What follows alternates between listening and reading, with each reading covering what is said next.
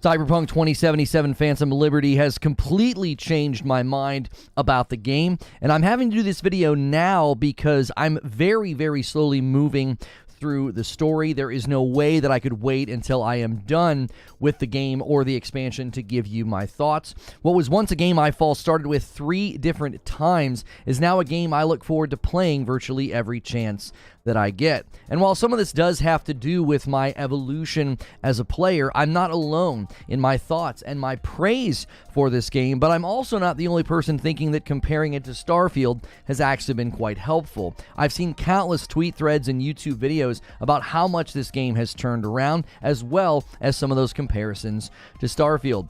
Obviously, this is linked to a different debate about how the game launched. Was Cyberpunk 2077 always a great game? Has it always been a good or great game? Was the hate and the criticism unwarranted? And on the other side, should this game be given a second chance? Is supporting Cyberpunk to this degree sending the wrong message, not just to devs, but to publishers and executives? Now, I put all the good information right here at the beginning of the video. It's a longer video because it is a live stream, but I open with a monologue and then I discuss it with the live audience. If you like this kind of content, be sure to hit subscribe and the bell button so you don't miss out. Well, Cyberpunk 2077 Phantom Liberty has completely changed my mind. A game that I once had to force myself to play just to get through the opening is now a game that I am playing as often as time allows. And because of my current season of life, my progress in games is just too slow for me to wait and give you a full review. So I would rather do a video and a monologue like this to completely talk about how this game has changed my mind. And I don't want to ignore the other aspects of the debate and the discussion. There is some interesting things being said in the wake of this game's big turnaround moment. First, I want to address the idea that Cyberpunk has always been a great game. I have seen people saying this. They're like, I don't know why everybody's so excited, or, everybody's just now, tuning into the fact that this is a great game, and they're saying, no, it's always been a great game. Now, this doesn't sound legitimate given the devs and their own stance about how much they had to do to their game to fix it. But secondly, I want to talk about my experience with Phantom Liberty. The timing couldn't be more perfect, as I have recently felt a change in my own preferences as a gamer. Limited time really makes you appreciate games in a different way. I'm not at a place where I can binge and just play long hours of a game. I chisel away at a game an hour, maybe 2 hours a night, and it makes games hit in a different way. It makes me prize and enjoy different things in games than I used to. Lastly, I do want to give my own thoughts about how and why this game is being compared to Starfield. I did my own video about how I believe Starfield can learn from Cyberpunk, but I'm seeing a steady flow of videos that are comparing the two games. And there are elements to this that I believe are legitimate. I do think some of this is a bit of a, people taking cheap shots, or people just trying to bash Starfield because, they want to bash on anything Xbox related. But I do think some of the comparisons have been quite helpful, and I actually think my own experience in Starfield played a part in me enjoying Phantom Liberty. So first, let's just address the idea that Cyberpunk has always been a great game. I'm seeing people say this. It's almost slightly dismissive of how the game launched, or maybe even dismissive or condescending to people like, hey, you guys are just now seeing that this game's great. It always has been great. I think a while back, it was, I don't know the exact date, I reacted to a video from Frankly Gaming, and it was about Cyberpunk. The video is titled Cyberpunk 2077 Was Always Good, and to his credit, his video was published in September of 2022, basically an entire year before Phantom Liberty hit. The video currently has 160,000 views, and I think it is well worth a watch. His contention was that the game had so much great story depth and so much great side content and little details that were just making for what he felt like was a great experience. And his thumbnail is obviously pretty provocative, as his thumbnail states, you were lied to. But the problem here is his enjoyment and his love for the game cannot override how disastrous the launch was. It's easy to hand wave now in 2023 and say, oh, the problems were just on the old gen consoles. But the problems in Cyberpunk were so much more significant than that. Some of their biggest and earliest patches address things like, well, driving no longer feels terrible, and there would be long laundry lists of bugs and glitches that had to be fixed. It's easy to forget how bad the game was when all those problems are now distant memories, but I think it's important to push back against this narrative for two reasons. First, because it's demonstrably false. It just isn't true that Cyberpunk has always been a great game. It's incredibly easy to prove the game was bad back then by the developer's own admission and their behavior and their patches. You don't do the level of work that CD Projekt Red has done and patch a game to the degree that they have if the game has always been good. Like, this is objective. This is not subjective. You can measure the amount of work and improvements, bugs, glitches, just bad gameplay in general. By their own admission and how they've treated this, fixed it, the amount of passion and work and man hours they have thrown at this game is a repudiation of the claim that Cyberpunk 2077 has always been great. Now, the second reason it's great to push against this false narrative is the game, if it has always been good, it diminishes the hard work of CD Projekt Red and how much they've brought this game forward. It's almost this smug sort of, oh, you're all just now enjoying this game, but it always has been good. The turnaround for Cyberpunk has been significant, and it honors the work that the devs put in by acknowledging that.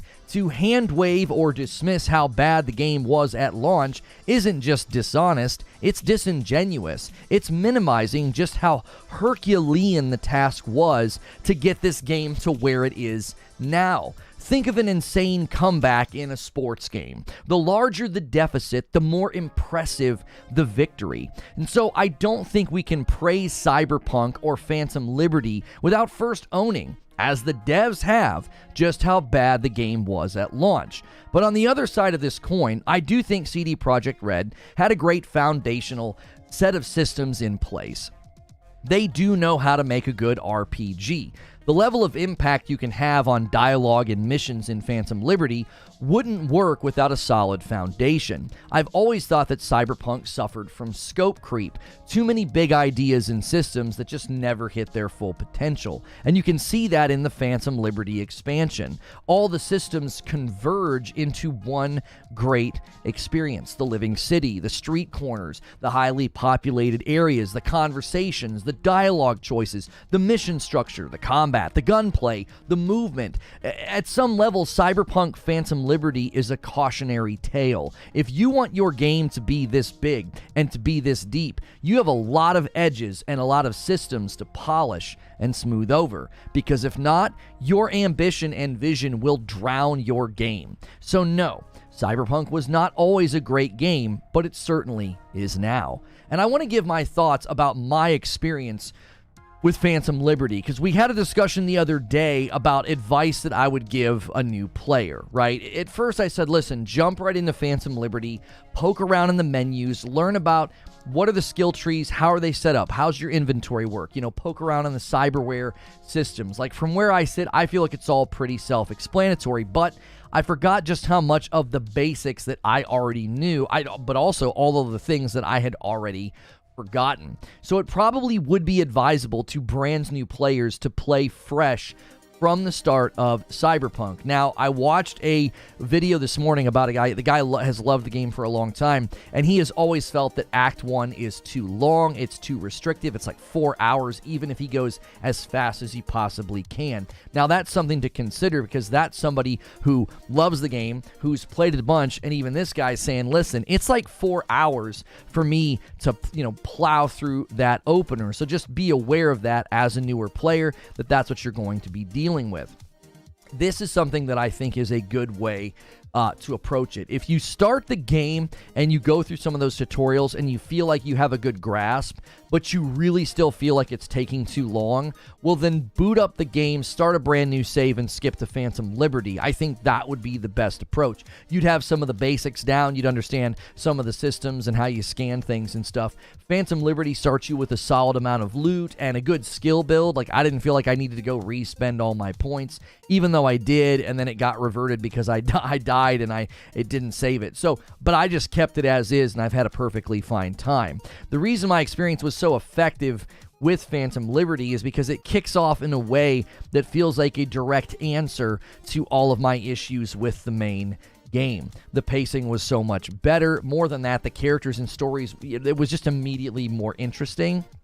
Now, this is obviously tied to pacing, and Phantom Liberty gets to sort of jump right into things, right? They get to presume that you know the basics. It's a bit of a cheat code if you think about it. Like, a main game the size of Cyberpunk has to spend a pretty good amount of time teaching you things and walking you through systems. Personally, I think they should restructure the game to allow for somebody to start with Phantom Liberty, and then after, 2 hours, you get through that sort of opener of Phantom Liberty, then you could show the title screen and give folks the option to go through maybe some pre-baked tutorials, just some very basic things to teach you about the game, so you don't necessarily feel like you've got to go back and play through Act 1. But that's always going to be, I think, a challenge due to like just player preferences. Like, what do you want to experience? Do you want to experience the base game first and then the expansion? Everybody's going to view this a little bit differently, so approach it in the way that you think is best suited for you. Now, this is not a major issue. I just think it's something that would be helpful if you did let people start with Phantom Liberty and still get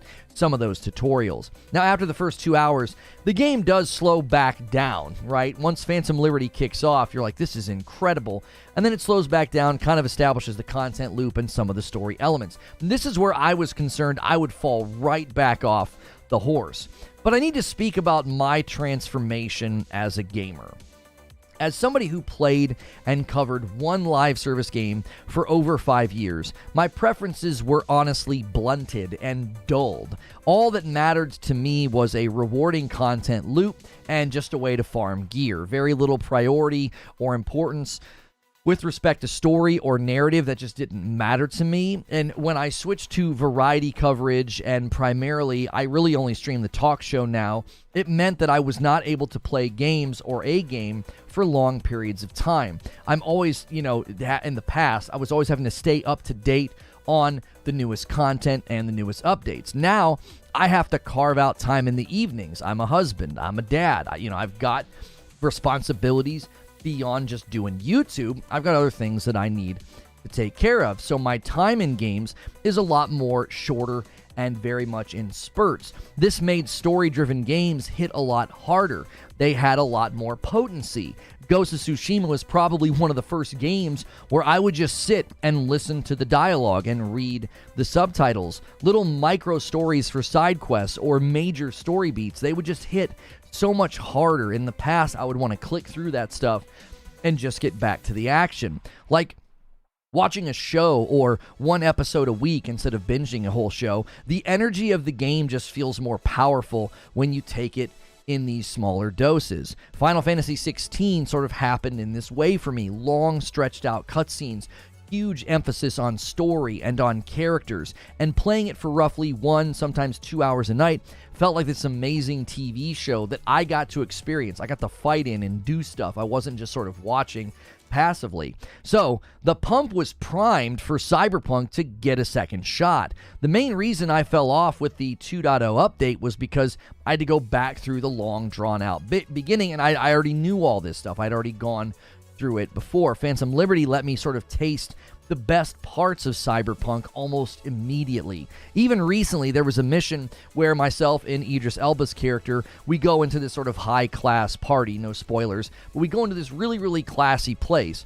And it just felt so wonderfully handcrafted as an experience that I even still had input as the player. Like, I still had control over what was going on, even though it was very handcrafted. I really, really appreciated that. So I know that my own experience and my own journey as a gamer might be different than yours, but if you appreciate the things that are hitting hard for me in Phantom Liberty, then you really should dive in, especially if you wanted to get something from Starfield and you didn't feel that you got it. A lot of us felt that way.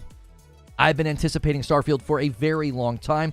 Somebody stumbled upon one of my shorts from a long time ago when I was sort of defending Starfield in its initial marketing stages, and they were surprised. And it was like, I know everybody's told you that I just hate this game and bash this game, but I had been covering and looking forward to Starfield for a very long time. I loved Skyrim and I loved Fallout 4, and I was hoping for something more evolved and more expanded. And funny enough, I feel like Starfield drove me to enjoy Cyberpunk more. Let me explain what I mean. So a lot of people are comparing Cyberpunk to Starfield. There's a lot of videos out there. You may have even seen Asmongold reacting to some of the more shorter ones or funnier ones. So why are people doing this? It's kind of hard not to for a handful of reasons.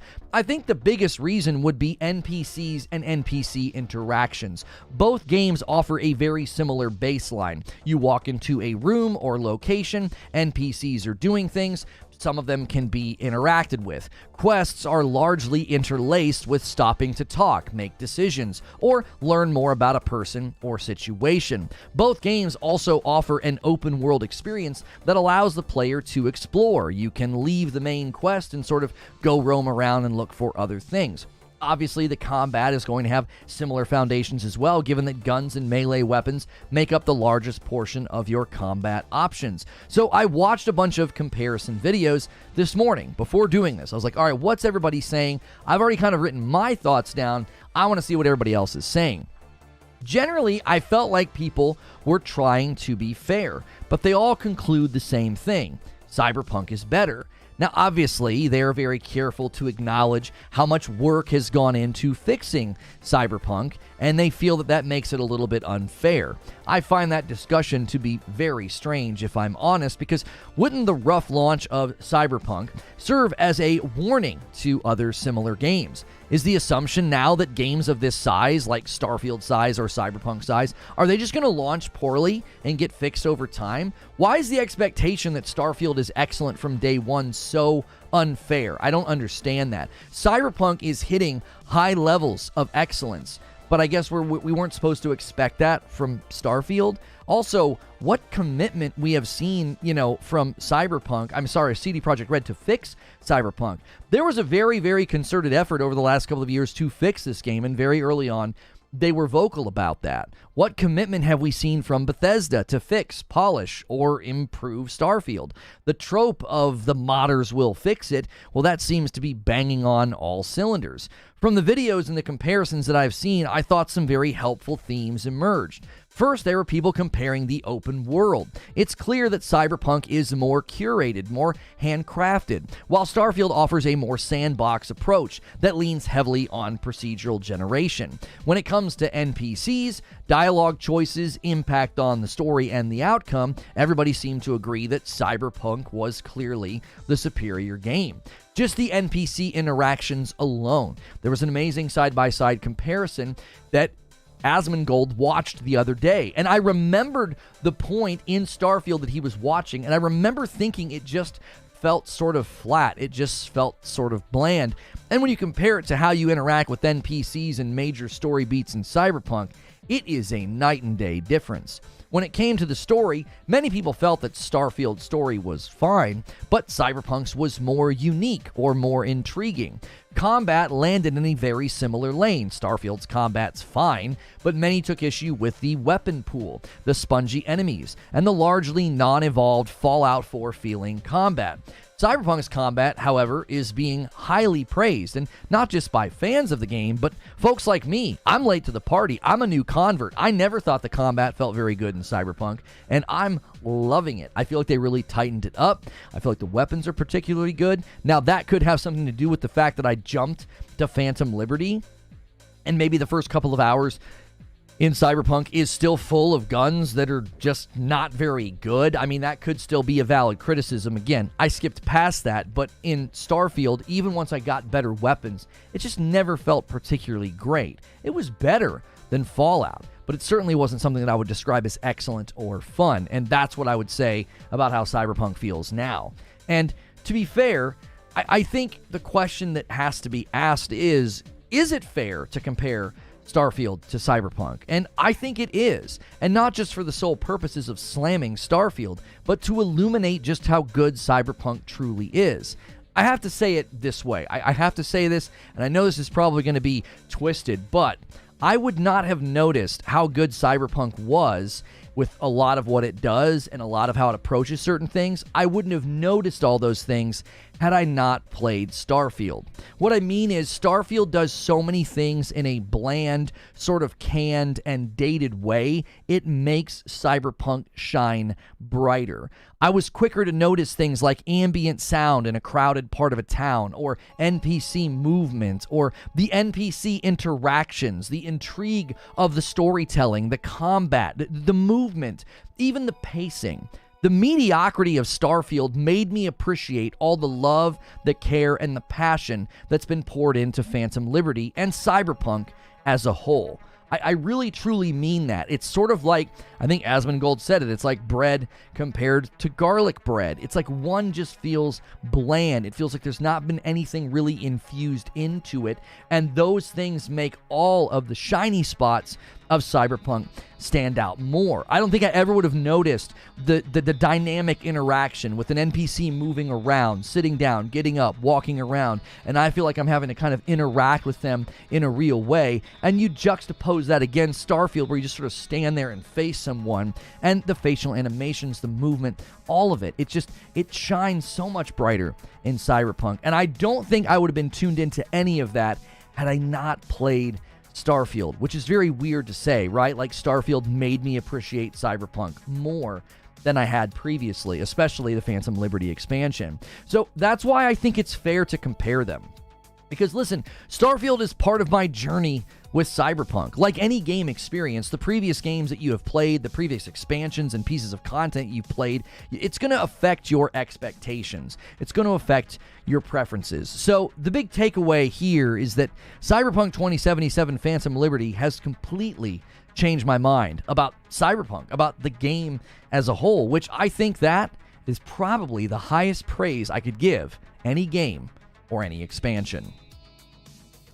So let me give you my thoughts and my conclusion here. Cyberpunk will likely always have some level of polarization when it comes to opinions, right? To this day, gamers who are very committed and very passionate, they will tell me that they will never, ever, ever support No Man's Sky. They're like, I will never support that game, no matter how much the game has improved or updated or made good on promises. And at some level, Cyberpunk was a worse offender than No Man's Sky. So I do think it is fair to acknowledge how bad the game was, as opposed to the very weird revisionist history of Cyberpunk has always been great, right? Because as someone who always wanted to enjoy Cyberpunk, I could never get my footing. I couldn't look past all the glaring flaws and problems, bugs, the glitches. The game just never felt good to be in. I'm happily playing it right now about as regularly as I can. I plan to continue. I'm feeling torn, right? I'm kind of in a hurry. Spider-Man's on the horizon. I was really enjoying AC Mirage more than I thought, so I'm very much torn right now, but Cyberpunk keeps pulling me back. The second thing I want to say is game comparisons always spark the sharpest debates. And I think as long as you don't take it personal, it can be illuminating and it can be helpful. You gain insight into what you might like or dislike about a game when you compare it to others, right? I do think some of the people comparing Starfield and Cyberpunk, they're just console warring. They're just trying to bash Starfield. Most of the videos I watched, I thought they were very thoughtful. They broke down a lot about both games. It's hard putting these games side by side to not see how just woefully behind, dated, and archaic Starfield truly feels. So even the videos I saw, they didn't seem like they were console warring. They seemed like they were genuinely comparing the two games, and Cyberpunk makes Starfield feel like it's stuck in time more than it already is, if that's the way I want to say it, right?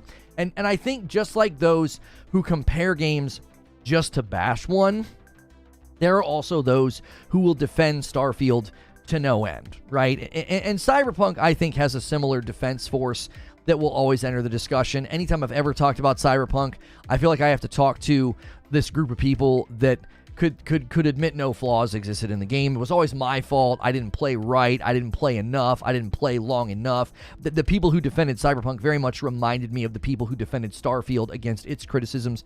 Apparently, you have to play for 50 or 60 hours. But then if you play 50 or 60 hours, they'll tell you that nobody plays a game that long and actually hates it. You know, then they'll accuse you of lying. So it's like you either haven't played enough or you play enough to say something, and then they just claim that your review isn't honest because nobody would play a game that long and dislike it. It's basically an unfalsifiable position that, you know, you run into all the time with defense forces of video games and consoles. So my conclusion is this.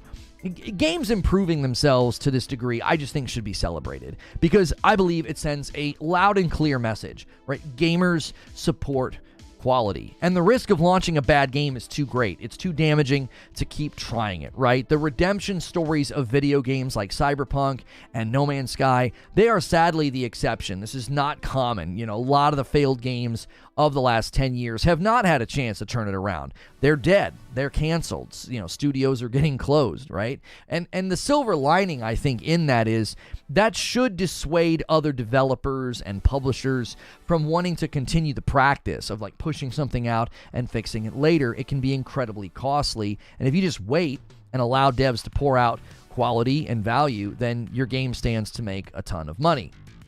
But for now, my plan is to jump back into Phantom Liberty and complete the story, and then I want to head out into the main game. I want to head out into the main game of Cyberpunk, because the true test, at least for me, is the whole game, right? Not just the expansion, because I think the expansion delivers a level of greatness that I'm still not sure I'm going to feel in the main game of Cyberpunk. And then I think we will truly see if Cyberpunk 2077 has always been a great game or not.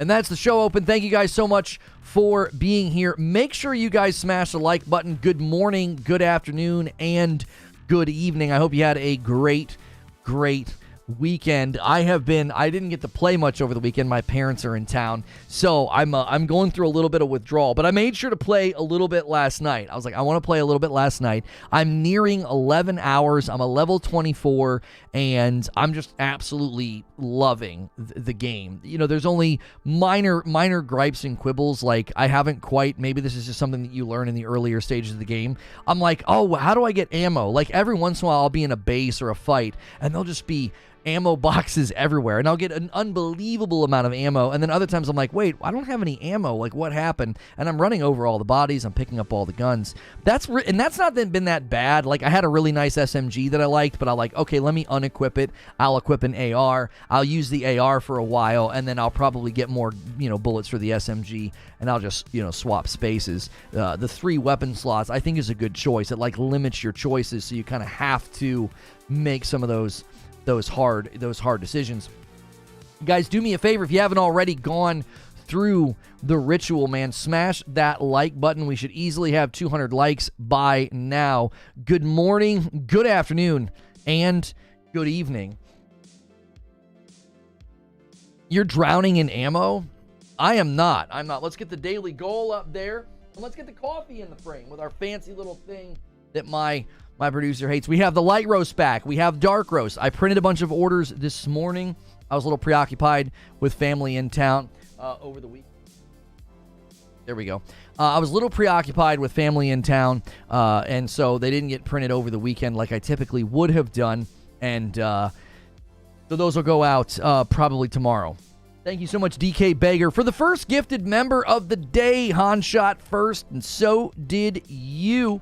And it is October, so our big goal. And another gifted member from Joker Quinn, the race for the first gifted member between these two fine community members, always gifting members and always taking care of the people here And currently, we have about 2,300 members, and Fright Night is the first big goal of the month. If you guys want to have a Friday night Fright Night, every Friday of the month, my wife and I will play a spooky game, a scary game. So that's the big goal right now. David Lilly just jumped in as a brand new member and picked VIP. Just said, I'm going to jump all the way up and pick the big one. That means you get into all of the members-only content, but you also get into the daily Writers Room segment where we plan the next day, as well as the VIP stream that only happens on Friday. We only do that once, but the Writers Room is for Member Plus and above. Thank you, David Lilly, for doing that.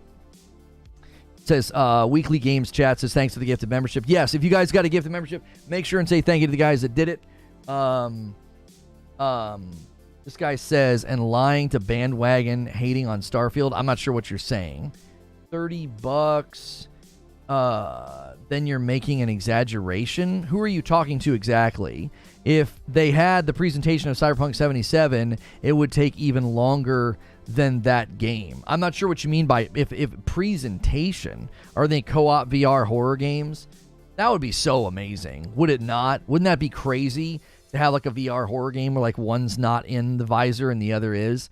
Off topic, do you think sequels like Uncharted 3 would survive in today's gaming climate? Personally, I think Uncharted 3 would get devoured.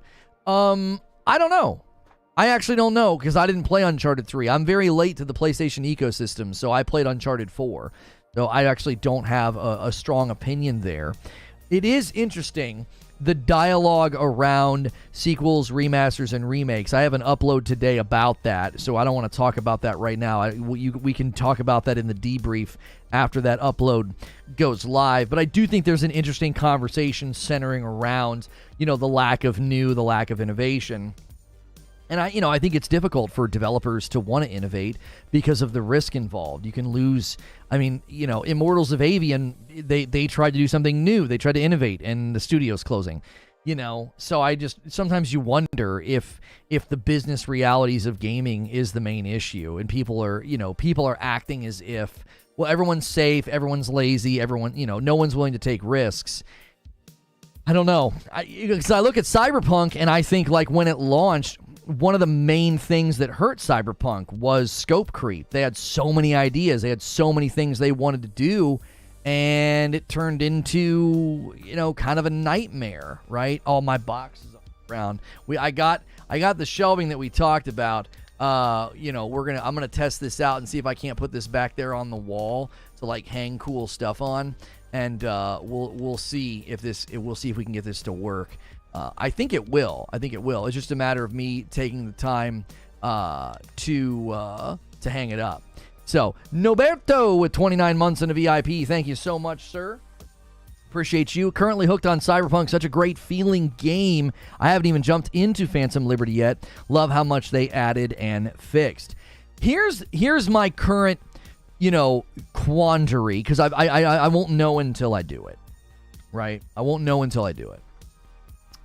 I'm curious if I finish Phantom Liberty and then I go back to the main game of Cyberpunk. I'm going to be pretty strong by then. I'm going to have, fleshed out skill trees, a lot of guns. I'll be better at the game. I'll have more abilities. I'll just be more familiar with, the pieces and parts of the game. How is the game going to feel? Like, is it going to level with me? Is it going to balance out? Beyond that, does the story, the dialogue, the interactions, are they going to feel as good, right? Are they going to feel like a step down from Phantom Liberty gameplay? Because I think that's my only concern, is I'm going to sort of play through the entirety of Phantom Liberty. The game levels up with you. Okay, increased difficulty. I'm not necessarily concerned about the difficulty. I'm concerned about the quality. Does that make sense? Is the quality going to be as good? Like, am I going to go and get into these interactions, the dialogue and the storytelling?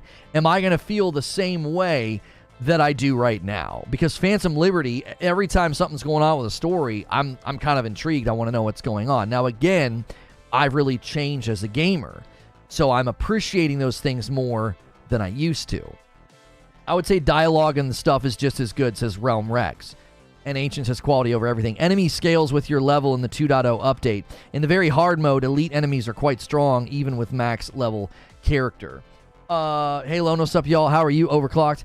I actually feel like the challenge is pretty good. I recently did a mission. No spoilers. I'm not going to spoil anything. The only thing you saw in the gameplay montage that I showed you is literally like the first hour of the game, and I can't keep that from view. It's like, come on, we got to be able to watch some gameplay. So no major spoilers. But I was doing a mission, and we were leaving this place, and we were getting in a pretty heavy shootout. Okay, and I could turn turrets on and do different things, and it was good. It was tough. I was having to like get into cover. I was using my dodge a lot. I'm trying to get better at dodging and shooting, dodging and reloading, like trying to do those things at the same time to make it feel like the fluidity is there. Because like sometimes I feel like I get stuck in a rut where I just retreat to Call of Duty style, shooting, where I'm like behind a box and I poke out, behind a box and I poke out. So I try not to do that. It's like, well, no, I should be jumping around, zipping around, flying around, dashing. So I try to play more aggressive, and certain weapons really help with that. Like an SMG feels really, really good, doing that. In the original Cyberpunk, I went out of my way to complete all the side content because I enjoyed it. Okay, so I don't do this. You guys know me. I don't do this in games. But last night when I was playing, somebody was like, talking, and I had the opportunity to be like, hey, tell me more about that. Or I could have been like, let's just get down to business. And I said, no, tell me more about that. And I'm telling you, it was because I was interested in the character. I was like, okay, this character is actually pretty cool. I kind of want to know more about their backstory. I want to know what in the world happened before I met them. And so, I don't think I ever did that before. Well, Ghost of Tsushima I did, but that was kind of a special game. So I suddenly like cared about characters. I cared about, what happened to them, or what their life was before and after and during everything going on, in the video game. Slow-mo cyberware plus katana. Yeah, I don't do melee. I just don't. I don't like melee in a first-person perspective. I always feel it never feels good. Who are you? And what is the real Lono? That's exactly why I'm replaying most of the story before I touch Phantom Liberty. Lono reading dialogue, saying so. The side content's good in Cyberpunk. Derek says, I think I'm on your side of the redemption arc way of looking at it. Absolutely, we can and should applaud a game when it turns around to this extent, or like No Man's Sky. Yeah, we basically have two redemption stories that I think are very measurable. They're very measurable. You can sort of track what happened with No Man's Sky. You can sort of track what happened with Cyberpunk. It's measurable. You can sort of see like the points of time where they did big changes and big updates. And, especially with No Man's Sky, I think more than anything, because they have all those DLCs. They're all named. They're all free, right? I personally think that I get where people are coming from. Like, there's two sides to my brain. There's a side of my brain that's like, they really failed. We shouldn't support a game that, that failed so poorly, or that misled people so much. But then at the same time, it's like, why would we not support a game devoting 3 years of time to improving a game that they built in, 6, maybe 7 years? So they commit half of the original project length to fixing it. I think that's admirable. I think that's kind of a big deal. Hang on, what are we saying here? Only if they give the DLC ETC away for free. No Man's Sky was a joke. I mean, I think No Man's Sky's approach is admirable, but I don't think it's the only way to do it. I don't think you have to insist like, hey, if you're going to fix your game, well then you better make the DLCs and the expansions free. Cyberpunk's done 3 years of free updates and free content and free additions. They've added a lot of features and stuff that wasn't even there when the game first came out. So for me, I don't know if I agree with the idea that, oh no, they shouldn't charge for the expansion. And I respect the fact that it meant something for them to fix their games, as Biggie. Right? Like, I don't know if I'm against them charging money. They did so much for this game for free before they even... My chat just completely crashed. I tried to go to... Oh, no, there it goes. I was trying to go to fan funding, and it, like, just completely froze on me. Making sure I didn't miss anything. Okay, let me get back to normal chat. There we go. That was terrible. If their class is fixes, why shouldn't they be free? Well, now, hang on a minute. We got to make sure we don't get lost in the weeds here. Cyberpunk 2077 2.0 update was totally free. You just get that if you own the game. You can go and play the main game right now, and you can test out all those new features. Everything they did to cyberware, to the skill trees, all of that. You get all of that totally for free. And if that's compelling enough and you think, okay, the game does feel quite a bit better, I want to really dedicate some time here, then you can buy Phantom Liberty. You don't have to pay for the fixes. They're completely separated.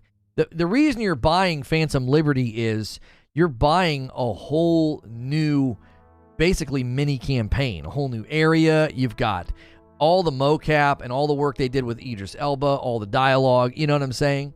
We're done with the soccer game. We didn't win. We're still in second place, and so we get a bye in the single elimination tournament. We didn't win, and my I don't know what happened. We started strong. We were up 2-0. Should have been up 3-0. One of my girls missed a PK. I was like, "Are you?" It was rough. It was a hard fought game. As soon as we lost the lead, with everybody started playing like they were tired. It was really weird. The other team didn't even have any subs. It was the perfect redemption arc. Can't win them all, though. Hello Games gets more of a pass because they were a team of less than 10 people, and they lost No Man's Sky stuff in a flood. They also got sued over the procedural generation and had to start over. I don't remember them getting sued over their procedural generation having to start over.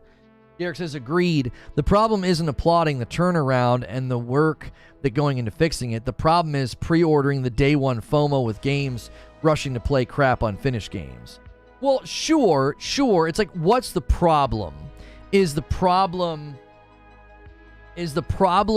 that you buy games and don't and they launch and they're crappy, or is the problem that like which is the real causality of problems here? Is it supporting developers who fix games and improve games, or is it supporting practices that allow game companies to get your money before you've ever touched the game or heard about the game or know if the game is worth a darn? Does that make sense? Cyberpunk did fix the game, and they added content to the game for completely free. The DLC they worked hard on, deserve to charge for. Yes. Yo, what's good, Mark Miller? Guys, we still have not gotten Feed our man Mark Miller a membership. He's here. He's faithful. Let's try to get this man a membership today. You guys can unlock some great goals, by the way, if we do it. So I think it's well worth doing. Did this guy just change the way that his skills look? Mine doesn't look like that. Is there ways to change the way the skill trees work? Problem is that the marketing works really, really well. Well, that's why I spent a portion of the opening monologue being like, I don't know why people are saying Cyberpunk's always been a great game. That's so not true.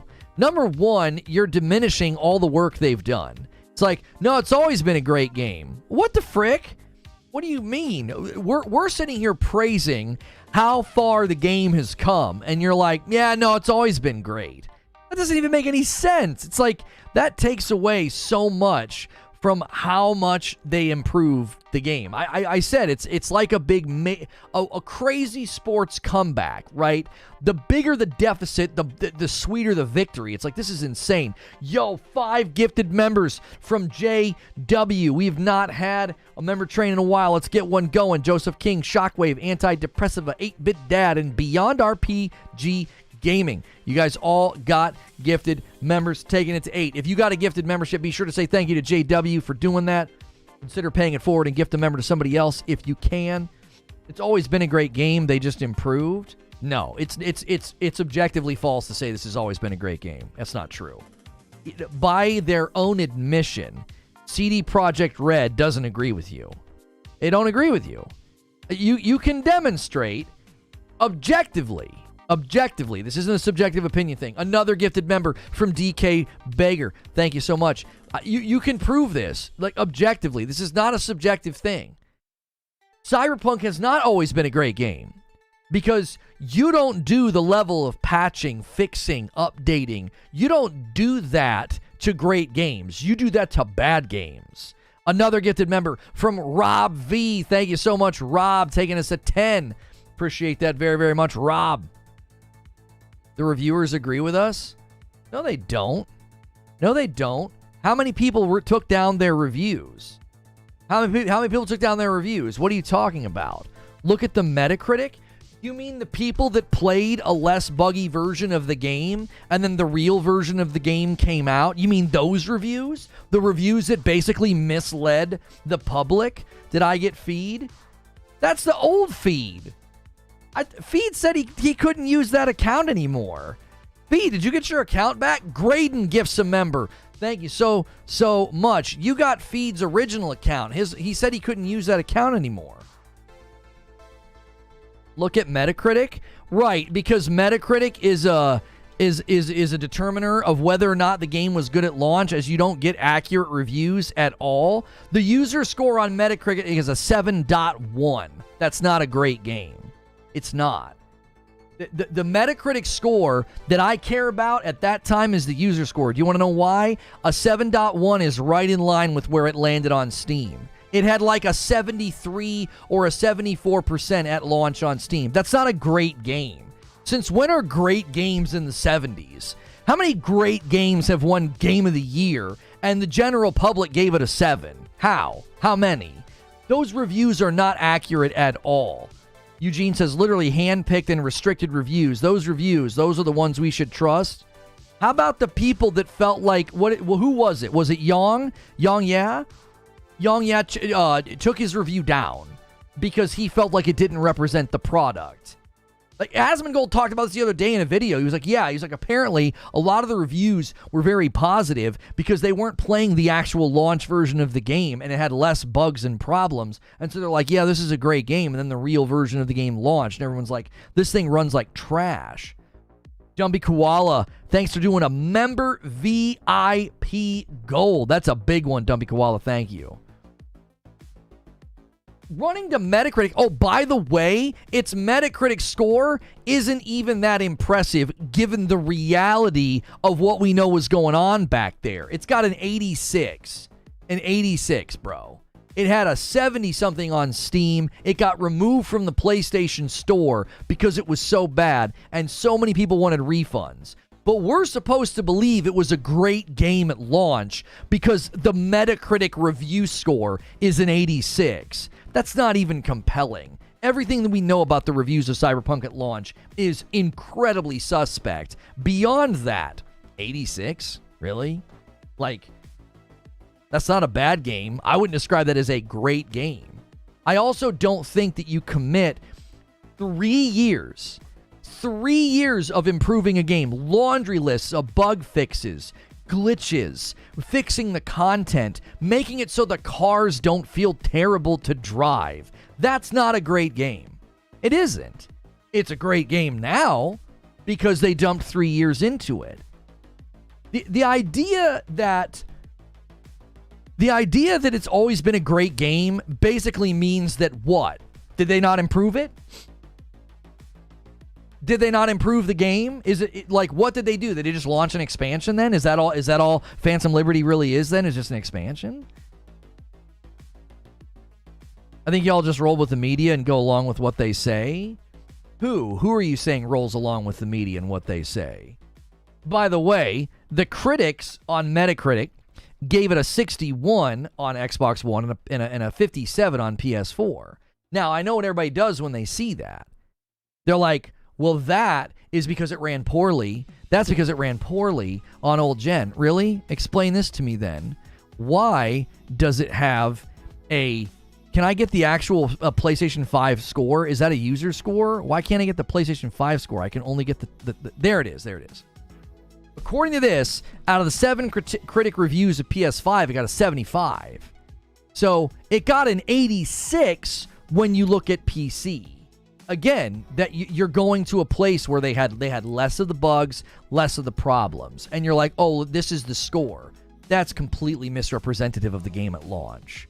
It's completely misrepresentative. That's not the status of Cyberpunk. It isn't. The status of Cyberpunk when it launched was abysmal. It's one of the worst launches in the history of video games. I will always stand firm on this. Do you want to know why?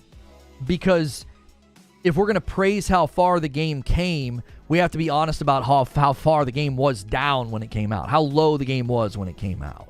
That's like saying we were always winning the game. We were always winning that baseball game, and you spent 7 innings with 0 runs. You see what I'm saying? It's like the bigger the deficit, the better the comeback, the better the victory. And we're going to act like this game's always been great. That's so dishonest. That's not true at all. Hang on. Xerox was 16. Why are... My stuff's not right. There we go. You ever go to reach for your mouse or something and there's stuff not in the right position and your hand just immediately gets confused? It's like, wait, something's wrong. My keyboard had been slid over. I was like, my hand's bumping into something. Xerox was 16 months into VIP. Cyberpunk had the story, the characters and setting down on launch, but the gameplay needed to be better and the bugs at launch. 2.0 made things way better. Also, happy 16 months. Thank you so much, Xerox. Thanks for doing VIP. I think about all the real people in the dev studio working a labor of love for 3+ years to get the game to how they wanted it to be. That's awesome. Right. Imagine spending 3 years doing that and then having people like, well, the game's always been great. And they're like, even the devs are going to say, are you sure about that? Are you sure about that? Then what did we just do for 3 years? If the game's always been great, then what did CD Projekt Red do for the last 3 years? What do they do? The amount of bandwidth and resources and manpower they threw at this game, are you serious? It's always been great? Well, then they look really dumb, don't they? Why would they spend all that time doing all that? Seriously, just install the vanilla version and don't play the version that's out now then. If the game's always been great, go back and play the vanilla version then. What are you doing with all the updates? Why do you care? Why are you playing Phantom Liberty? It's always been great. You don't need any of that. That doesn't make any sense. Wasn't Cyberpunk the game Sony refunded at launch? Yeah, they took it out of the store. They literally took it out of the store because it was so bad, especially on old gen, that they didn't want it in their store. They had to fix the game to a high enough level of quality that Sony would even put it back in their store.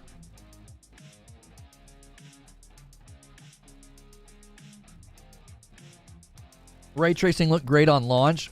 Path tracing looks better. See how that works? I'm not really understanding what you're saying. You understand there wasn't even a next gen version of this game for the Xbox Series X or the PS5 when it launched. Super disingenuous. Are you saying I'm being disingenuous? We have our own experiences with the game and we liked it a ton. I don't care about your experience. We're talking about a reality, not a subjective thing. If you love the game from moment one, that has no bearing on the discussion. It doesn't. You can demonstrate factually that this was not a great game at launch. You can demonstrate that. Yeah, Open Critic, it had a 64% critics recommend and a 76%. So that's not a great game. That's not. That is a mid game at best.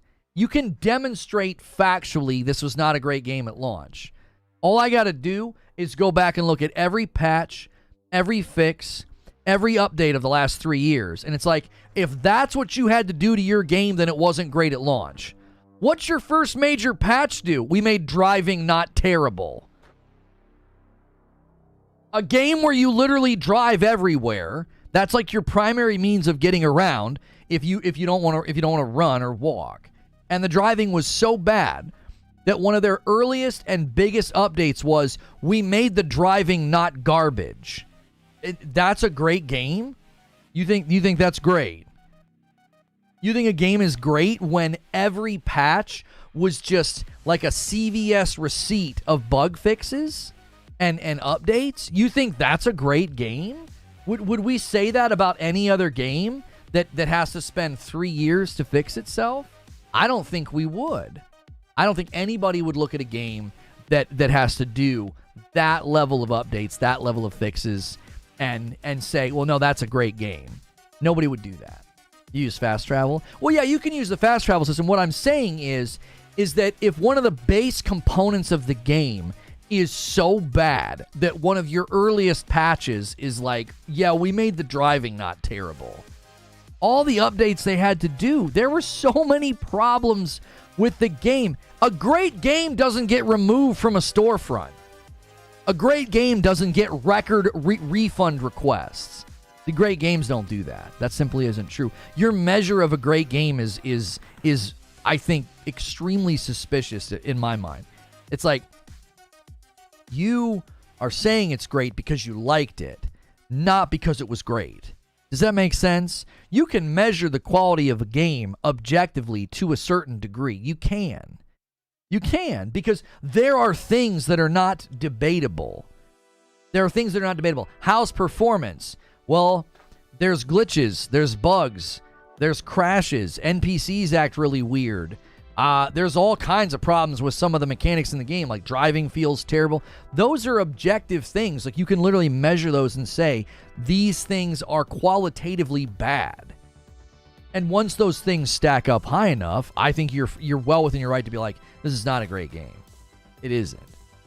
Now, I think when you look at The Witcher 3, you're in a completely different scenario. The Witcher 3 had bugs and glitches. They removed those bugs and glitches, and then the game was just amazing. And then they went and did their DLC for free and won the hearts and minds of the public back. And everyone was like, this is an amazing game. Cyberpunk has spent 3 years doing two things: squashing and removing bugs and glitches, and refining the game and updating it.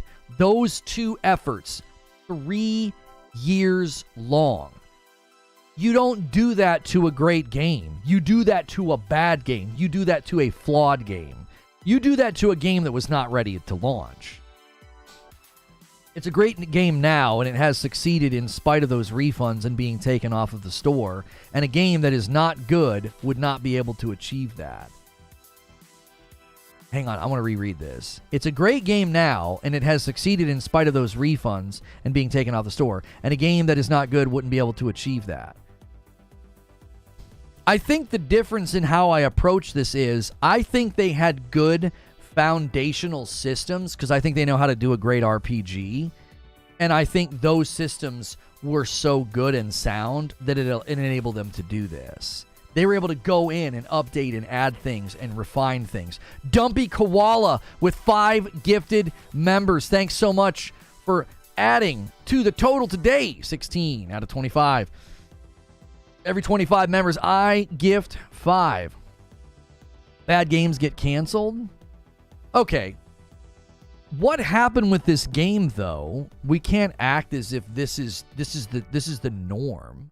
When a game is typically this bad, a lot of the times the developer's not even in a position to do what they want to do. They want to fix it. They want to improve it, and they can't because it's not in the budget. It's not a part of what their plans are. They're not allowed to. I think in this case, CD Projekt Red took a very different approach. They're like, no, we're fixing that. I think at some level they had to, because I think it was going to damage the future of their efforts. It was. It was going to damage the future of their efforts. People are going to look at them and say, The Witcher? Really? Like, are you kidding me? Like, no. We're not trusting you. I think this is the win they needed to turn their reputation around. They had good foundations, and it released, They had good foundations and all. It released as a bad game, but now it's the game it should have been. People want to go back and experience it because now it's a great game and what it should have been. Holy moly. Punctuation, please. Maybe 1 or 2 commas. That was hard. That was a reading challenge for me, as a side quest. A side quest reading challenge for Lono early in the morning. Correction, is CD Projekt Red a subsidiary of a larger entity? No, I don't think so. I mean, they paid for The Witcher 3 with like a grant from the government. Zubair says 3 separate things: personal subjective, communal subjective, agreement objective. We keep conflating the first 2. from where I sit, I don't think if a game has the level of problems that Cyberpunk had when it came out, right? The level of problems they had, the level of work they've had to do, you don't call that a great game. A game that had it was in the 70% on Steam. It's being refunded on console. It has a 76% on OpenCritic. You would never describe that as a great game. There's clearly something wrong. There's clearly a problem, right? Everybody wants to act like it was just bad on old gen. That's where all the controversy came from. It's a great game. And I'm like, no, it's not. It's not at all. Creature says they are not. CD Projekt Red recently split into 3 developers with smaller 2 subsidiaries of CD Projekt Red. Right, didn't they do that when they were planning all the Witcher projects? The driving at launch was great. The cars literally could be launched. Really? Oh, there you go. Yeah.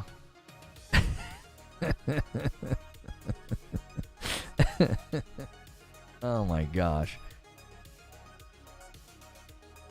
Performance, bugs, crashes. Did you see the Redfall update? I don't have any comment. I just think you're in a real bad state if that's cause for celebration and talking smack. That update. Okay. It's like losing seven innings. I can't even talk. It's like losing 7 innings in a row and getting somebody on base and like puffing your chest out. It's like, really? All right. Yeah, but we got a guy on base. Okay. Oh gosh.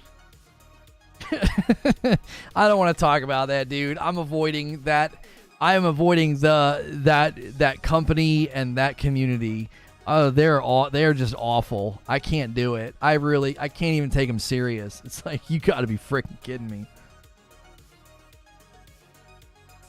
Gray God says, you got to F up a game pretty bad for Sony and companies to be like, yeah, we'll refund you, no problem. Well, I mean, that's, I think, one of the things everybody forgets is, again, if you're going to try to claim, oh man, MK Ice and Fire successfully talked these guys down. No way. I got annoyed and shot him. This is something about Cyberpunk I love. I was watching Asmongold react to that one video, and it was comparing Cyberpunk to Starfield and the NPCs, and Asmongold was like, I did not know you could do this. He's like, I just shot the guy. And Asmongold was blown away because there's all this work. There's all this work that goes into this option, and you never see it. This is a different exchange. Asmongold watched a different part. I'm talking about this part for me personally. I didn't see any of this because I just got annoyed and shot them. Like I thought they were going to start shooting. I was like, no, these guys are bad news. They're bad news. They're going to shoot us. And I'm just was like, I just started shooting. So anyways, I started blasting. Like, I absolutely love that they put that level of work into the game. I never saw it. Now, lately, I've been trying to be more diplomatic, and I've been trying to talk to more people, because I had one go right, and I was like, ooh, I want to do that more often now. I want to see if I can figure this out like a puzzle, instead of just being like, oh, shut up, you know, and shooting them.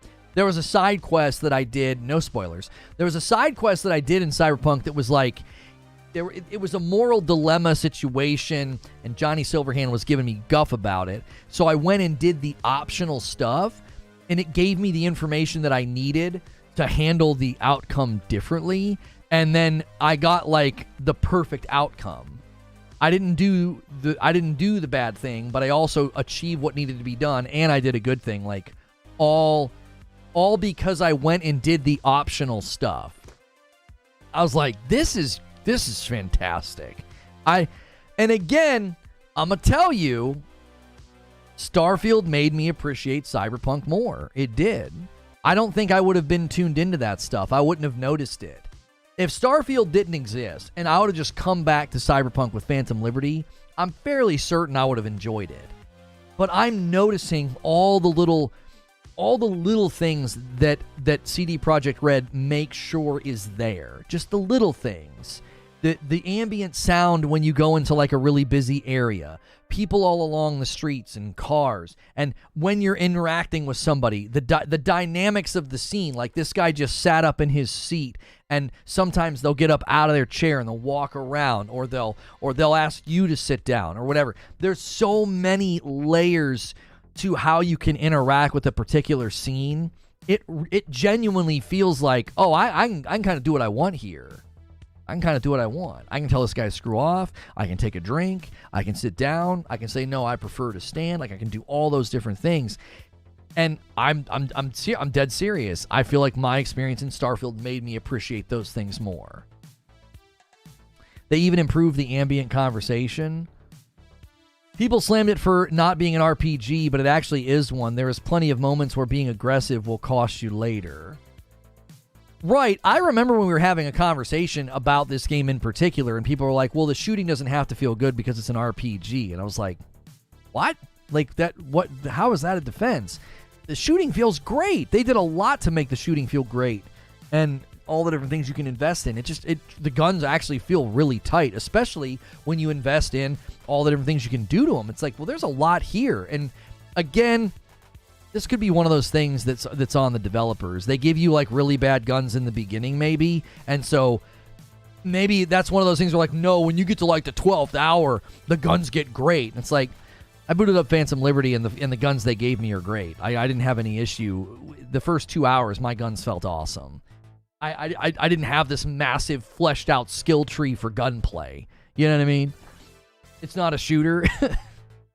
Bare minimum RPG is just a character you play that has progression, like World of Warcraft. I mean, I don't feel like having that debate again. I've got plans to maybe do a show about that, but I don't want to do that today. Have you tried the photo mode? No, I have not. You know why I haven't tried the photo mode? I want to get stuff done. There were a couple of play sessions where as soon as I started playing, I started messing with what my character looked like, and I was like, I'm going to get lost in this. I was like, I got to move. I got to get some missions done. They revamped the perk system. I'm creating intentional builds. Yeah, I've been periodically going in and picking perks that I feel like are actually benefiting me in the game. Things that affect how fast your little health thing regens, how much health you get, what you can do while dashing.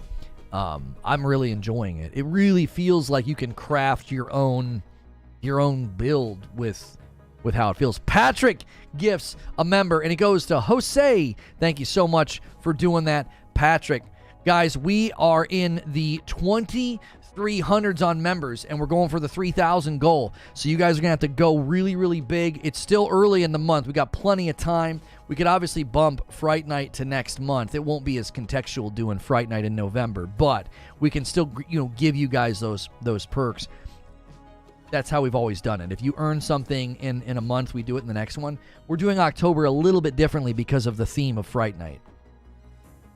Air dodge with double jump turns you into a superhero. I know. I'm trying to get to air dodge. I'm like level 25, and I was spending some of my earlier points on the one that just gives you more health in general. And I was like, oh man, I need to respec so I can get air dodge, because it sounds, and I've seen people doing it. It looks really, really fun. Sometimes air jumping is more efficient than driving. Yeah, I've been doing this thing where I dodge forward and then I jump at the tail end of it. It like you can almost get momentum. You're almost skipping like a stone. There were a couple times where I felt the same way. I was like, I feel like I'm moving a little bit more efficiently doing this, because sometimes you get in like tight areas and there's all this stuff on the road and people, and it's just easier to not have to deal with that. And then if you have to like go upstairs or something, or take like a sharp turn on a ramp, sometimes it's easier just to be like dodging, jumping. It reminds me of strafe jumping in Quake 3 a little bit. You get your momentum up, and you can just kind of cruise. Hey, somebody ordered some coffee. Thank you so much. 3 bags of dark roast to Eugene. Guys, if you fill out your coffee order, and you punch in your username, I'll be able to shout you out when you order some coffee. If you're a coffee drinker and you've never tried Reforge roast before, you should give it a try. Got balanced acidity. It makes it incredibly smooth. I drink it. I'm drinking dark right now. We were drinking light. Now we're back on the dark. Behemoth with 31 months and a VIP gold. Hi, Lono. Thanks for the amazing content. Thank you, Behemoth. Have a great Monday. How are you, Splataw? The bunny hopping is very convenient, especially in Phantom Liberty, where the area is really crowded. I need one more level for air dodge. I'm going to be a quick hacking, dashing cyber ninja. That Eugene's a good man, says Zubair. Lono, with dodge, jump, and air dash, you can do the dash jump twice. Oh, that sounds fun. The music is so perfect for the stream. Yeah, I've got some swag on from Into the AM. So make sure if you guys are trying to get a little bit, cozied up for the colder temperatures, I'm wearing a zip-up hoodie from them. And then I obviously got this amazing sort of, it feels like the cover for like a synthwave album or something. Very, very fitting for Cyberpunk. All the great synthwave music. So I got a t-shirt on from there. I got a hoodie on from there. They've got a fall collection. So if you're trying to get a little bit cozied up for the cooler temperatures, make sure and use code LONO or intotheam.com/Lono. And if that was supposed to be an instant notification that was super delayed, oh no, it wasn't. It wasn't. I just hadn't checked my email. You did that like 40 minutes ago. Through that FOMO, says Derek, I'm waiting until the movie or game is actually finished before I spend $1 or a minute on it. Being able to jump out of a vehicle now and slam down on enemies is so fun. Yes, I've seen clips of people doing that. Yep. Imagine if Cyberpunk released this way, it would currently be known as a revolutionary game that acts as a beacon of light for all gaming. Sane says, Cyberpunk always had loads of endings. Phantom Liberty only added one more. Is it shipped to the UK? Yeah, I think so. I don't think Into the AM has like limited shipping. You have to check. I'm fairly certain they do. Here's the thing about that phrase, Cram. If it launched in this way today, would it be seen as this beacon of this is what you should do, this is how RPGs should be, right? I don't disagree with what you're saying. I don't disagree. Part of me wonders, though, if... I think both stories are great. Like, if it launched like this right now, I'm trying to play that out of my mind. Like, I think people would basically say, I think in a lot stronger sort of way, people would say Cyberpunk beats the tar out of Starfield, is what I think people would say. I think people are less likely to say that right now because they don't feel like it's fair. I don't know why it's not fair. I don't know why Bethesda is, it's fine if the game's not excellent at start. Well, Cyberpunk's excellent because they've worked on it for 3 years. And it's like, oh, okay, doesn't that mean as long as you work hard on your game, it can be excellent? I don't understand that idea. That's like, I get why it's not fair because we're basically comparing a 10-year project to, I don't know how long they've worked on Starfield because they worked on Cyberpunk, I'm imagining 6 or 7 years. I think another 3. Right? That to reminds me of your OG intro video. Yeah, a little bit. Eugene says, if it had launched this way, I'd be playing it. They wouldn't have had to spend $120 million to fix it and release DLC.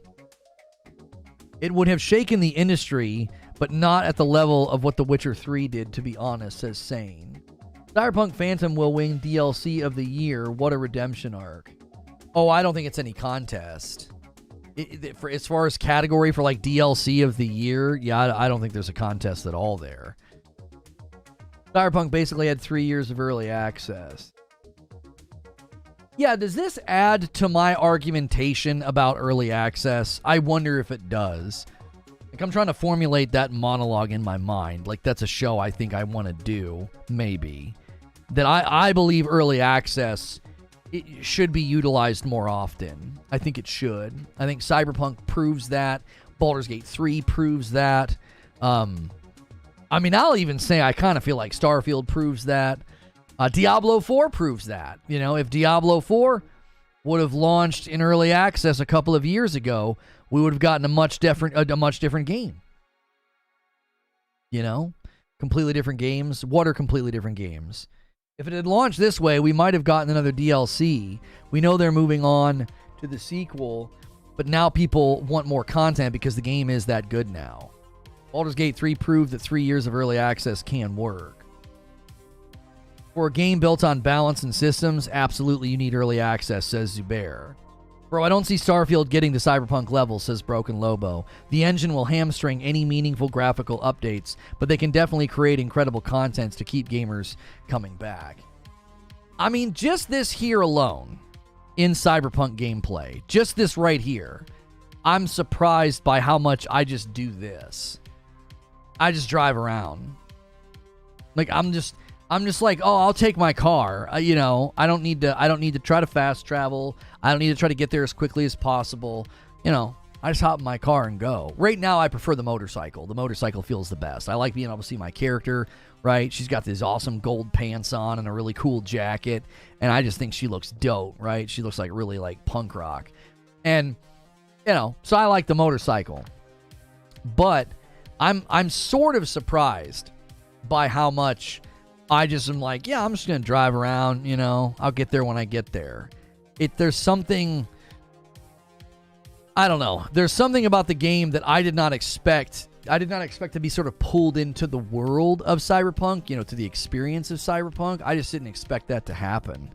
You know, I thought for sure I was going to have to lean heavily on the combat and the guns, and I thought I was going to have to treat it more like a Borderlands or something. Like, well, I'm just going to focus on getting a really fun build and really good guns, and that's how I'm going to enjoy this game. I was worried that the story and the navigating the city and the dialogue and the NPC interactions, I was worried that was just going to absolutely turn me off, and the opposite has happened.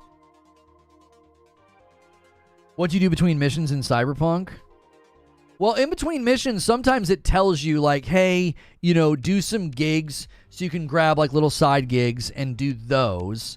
You can just explore and, like, look for stuff, right? Last night, something crashed.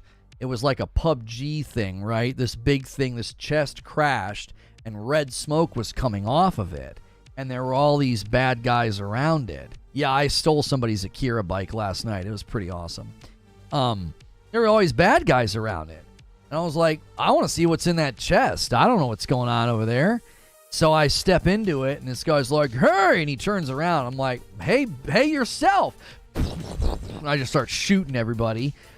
And then I get up on top of where the chest was, and it's got a bunch of loot in it. It's got guns. It's got outfits. I was like, this is sick. So now I'm like on the lookout for these things.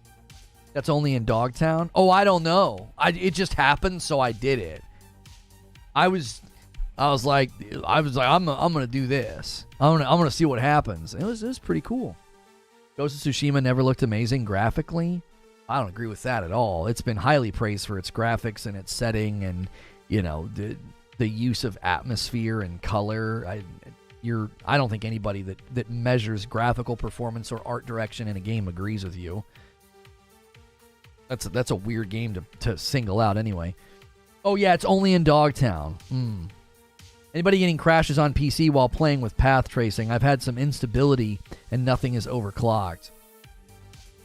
Oh, that's only in Dogtown. Okay. Final Fantasy 16, Starfield, Lies of P, Cyberpunk DLC, they just keep coming. It's too many games.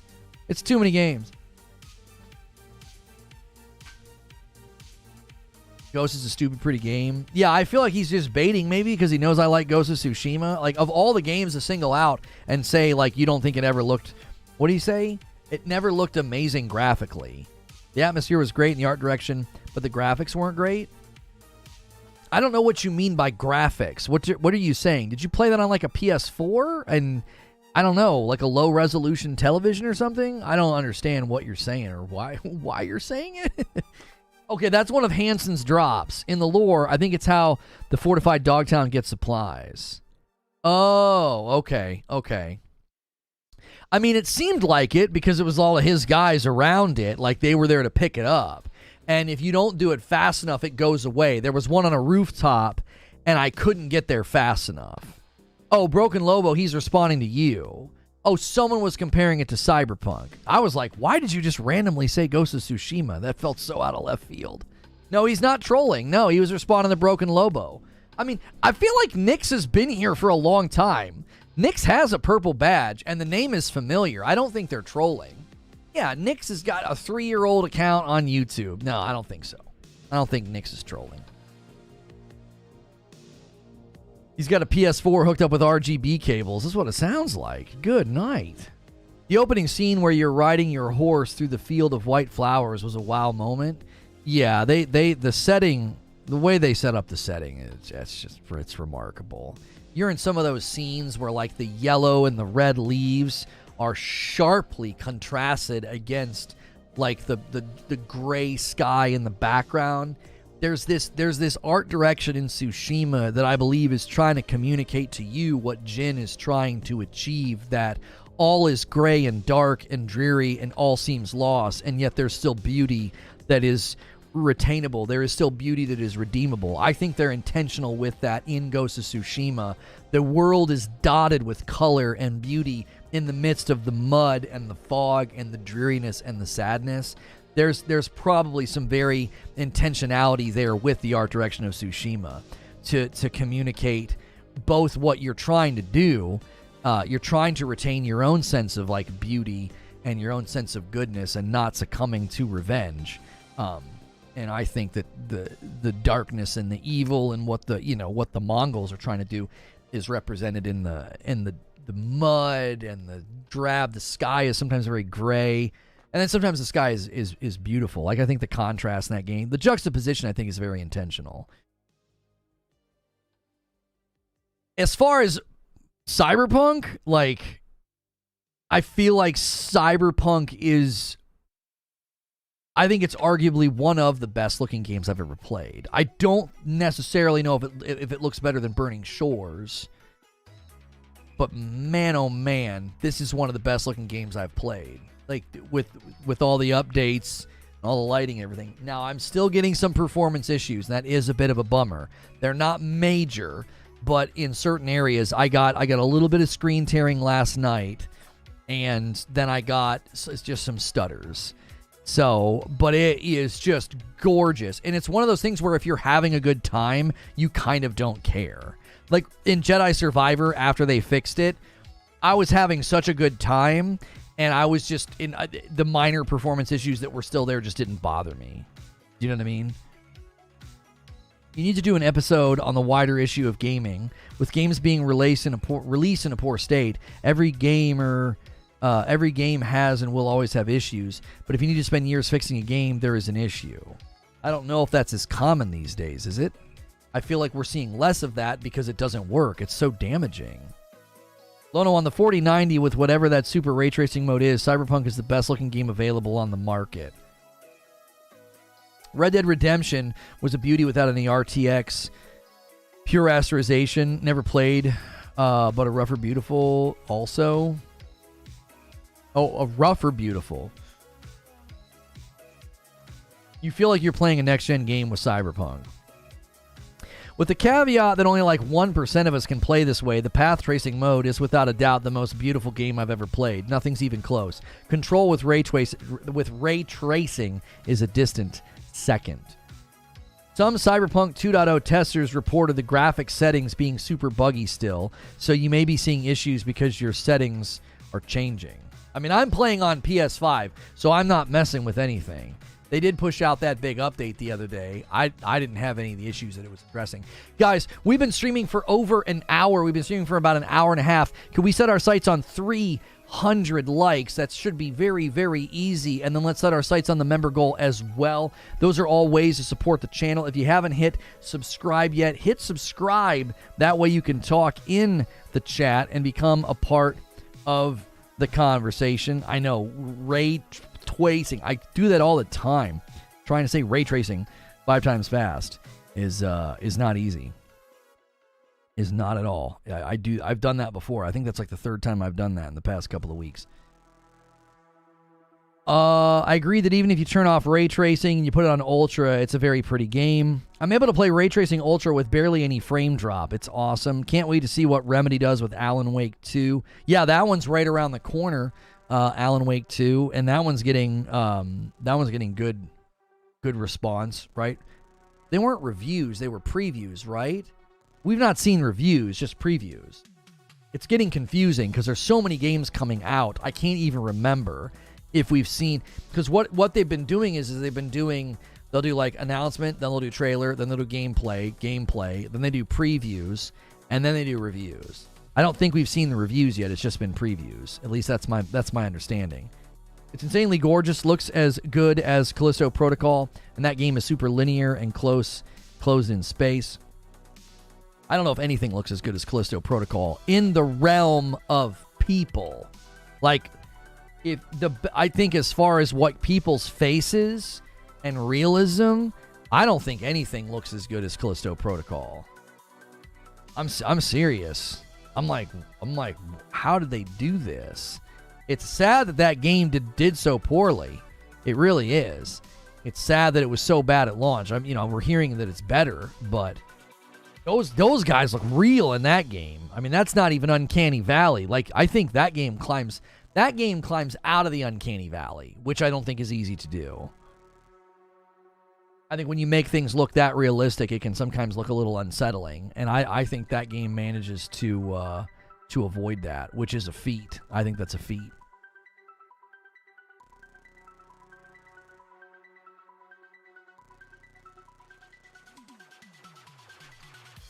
I have an upload coming today about The Last of Us 2 remaster, the rumors or whatever.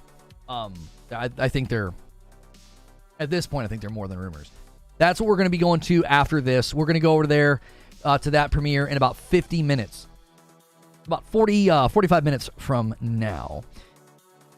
Callisto can't touch the character models in Miles Morales and Horizon Forbidden West. What? The character models in Miles? They're not bad, but they're not even close. Callisto Protocol look like real people. They do not look like real people in Miles. They don't. It's more artistic. It's more stylized. Miles is not nearly as photorealistic as Callisto. Not at all. Neither is Horizon. Horizon's gorgeous, but they are very stylized. They are not at all going for like hyper photorealism. The dudes in Callisto, they look like photographs of people. It's insane. I think Callisto looks better than Spider-Man 2. I mean, saying it looks better, how though? Like, if you specifically talk about the faces and the people, sure. But like, the world of Spider-Man 2 looks absolutely gorgeous. But it is, again, it's more stylized. They're going for a blend of stylized photorealism. And I feel like Callisto Protocol was like, no, this needs to look real. This needs to look like a real guy is on a real space station getting pummeled. I think the approach is very, very different. I do. Miles, Spider-Man was stylized. Why would you compare? That's what I'm saying. Those are weird games to compare. Maybe the most realistic environment too. Yeah, Callisto is on another level of realism. It truly is. It deserves to be praised for that. Even though it struggled, even though it wasn't a great game, it deserves to be praised for how beautiful it is. I still stand by that. The Dead Space remake, Callisto Protocol kicks the tar out of the Dead Space remake as far as graphical fidelity. They're not even in the same hemisphere. They're not. They are not. The hair and up-close facial features in Miles is what I would say gives it the edge. I mean, you're welcome to that opinion. I don't see that being one that's easy to argue. Like, I'm trying to imagine arguing your position, and I don't think I could do it. If I tried to argue as best I could, it's just Miles and Spider-Man are so stylized. They don't look hyper photorealistic at all. They don't. And again, are you comparing cinematics to in-game as well? Like, even in-game, the Callisto guys look. Aren't they the same in-game as they are in Aren't they the same? It's the same, isn't it? Isn't the cinematics in Callisto in the engine, as well as like when you're playing, it's like the same models? I feel like that's how they did that. I'm having a hard time remembering now. I never dropped a game as hard as I dropped Starfield. I was on the last artifact, and I kid you not, it would just another proc-generated boring location that I'd done 4 times. It was sad. Have you seen this channel? He recently dropped a video titled Starfield has the most next-gen looking NPCs ever. Great 3-minute laugh 4 days ago. There has been a lot of Cyberpunk versus Starfield videos, and I consumed a lot of them this morning. I think the most remarkable thing about the videos is they try to stay so fair. They're just like, they genuinely try to be super fair. They're not trying to like grind some, you know, tribal axe. And Asmongold was reacting to one of them. I think he was reacting to Co-Carnage. And Asmongold literally said, he's like, the people that are out here defending Starfield this hard, he's like, they're always Xbox fanboys, every time. And he just quickly went to Twitter and he was like, look, here's somebody that replied to me. He's like, look at his account, look at what he's doing. And it was some guy like with an Xbox, you know, profile or whatever. And he was fair. He said both sides do it. He said, you know, fanboys in general, this is just what they do. But he was saying, he was like, anybody that says anything about this game, he's like, this is what they get. This is the treatment that they get. And I found it remarkable that all the videos I watched that were like, okay, so Cyberpunk, Phantom Liberty, and Starfield are both attempting to do very similar things. Which game does it better? And they were very fair. They were very careful. They were very measured. And it's like, I guarantee you they're getting the hate. Like the one guy literally called Asmongold a stupid pony. He's like, yeah, whatever, stupid pony. And it's just like, the conversation, I think, is a fair one. I think it's a fair one. It totally is. The interactions are so similar. You go into a room, and there's a person waiting for you for the mission, and you talk to them. And the things that you choose and the things that you do, it's like, you know, that's going to have, you know, an impact on the outcome of the mission and the story. It's like the way that the games flow, the systems that they have in place, they're very, very much trying to do similar things. And they get there in different ways. They are. Like you get there in very different ways. Asmon didn't realize how big the fanboy wars were until he criticized Starfield. Well, him and Mighty Keith are learning some valuable lessons. They really are. They're getting a glimpse into the insanity. They really truly are. Everybody acts like when I was like shocked and surprised. Like, you know what I wanted to do today? Instead of putting on the thumbnail, Cyberpunk changed my mind, I want to be like, Cyberpunk's better than Starfield. I'll say it. Like, I'll say it. It's better. It's 1,000 times better. At every level, it's better, right? It does everything that Starfield tries to do. Cyberpunk does it better. Just name something. Name an element of the RPG experience and what you do, and I'm like, yeah, Cyberpunk does it better. The only thing where they sort of tie is the skill trees. That was the general consensus of all the videos I watched. The only thing where it's like close or they tie is the skill trees. That's it. But you want to know why I didn't put that on the thumbnail? Why I didn't put that in the title? Because the whole thing's just exhausting. It's just exhausting. It's like, you can't have an opinion about this without it being turned into you're a pony. And everybody didn't believe me when I said earlier this year that I was kind of shocked by how tribalistic everything had become. Then Mighty Keith, he sticks his head out and he's like, oh my gosh. He's like, this is insanity. And then Asmongold is like, this is insanity. This is nuts. It's like, you can't say anything about these games. It's bizarre. I beat Starfield, would not recommend. I love that endorsement. Or the lack of endorsement, I should say. The people that are like, I beat it. It's bad. I beat it. Don't. I watched all 24 episodes of this show. Don't watch it. That's remarkable. The Starfield has better shipbuilding. You can't build or fly a spaceship in Cyberpunk. That's right. Checkmate. You also can't build and create outposts. Okay. I said, if they attempt to do the same thing, Cyberpunk does it better. I qualified. I was like, listen, anything they attempt to do, if they both attempt to do it, Cyberpunk does it better. The only thing that's a tie is the skill trees. That's it. That's it. Somebody else's joke, but Cyberpunk only has one planet. Well, the one guy said it. I appreciated what he said. He said, listen. He's like, when it comes to the open world, he said, Cyberpunk is more handcrafted. It's more curated. You're going to feel like things are more intentionally placed and things are happening in a more genuine way, okay?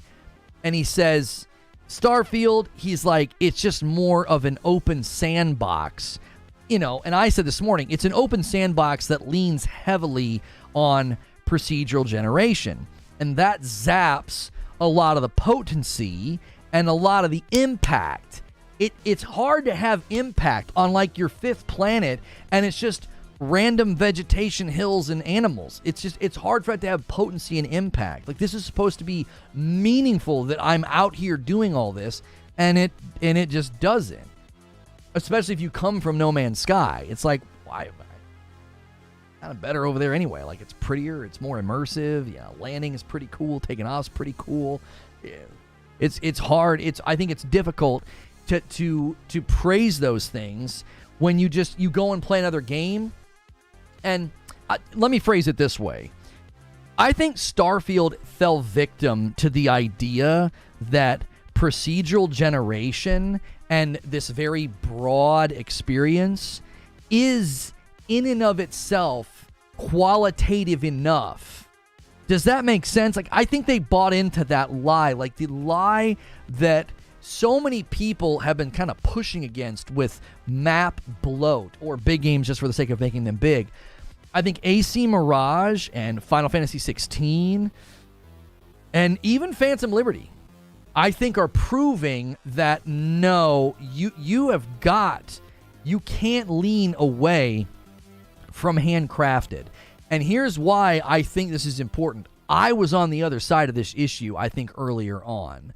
When I was thinking about Starfield and I was thinking about the scope of what we could experience, I remember hardcore Bethesda fans telling me this game's going to suck because there's like no handcraftedness to it. It's going to be bland and boring. And I watched a video by Josh Strife Hayes, and he touched on this. And I thought he did an excellent job. He just sort of riffing with his live audience about it. It wasn't a planned video. It was a script. He's just sort of sitting there looking handsome, and as he always does. And he's just sort of talking with the audience about it.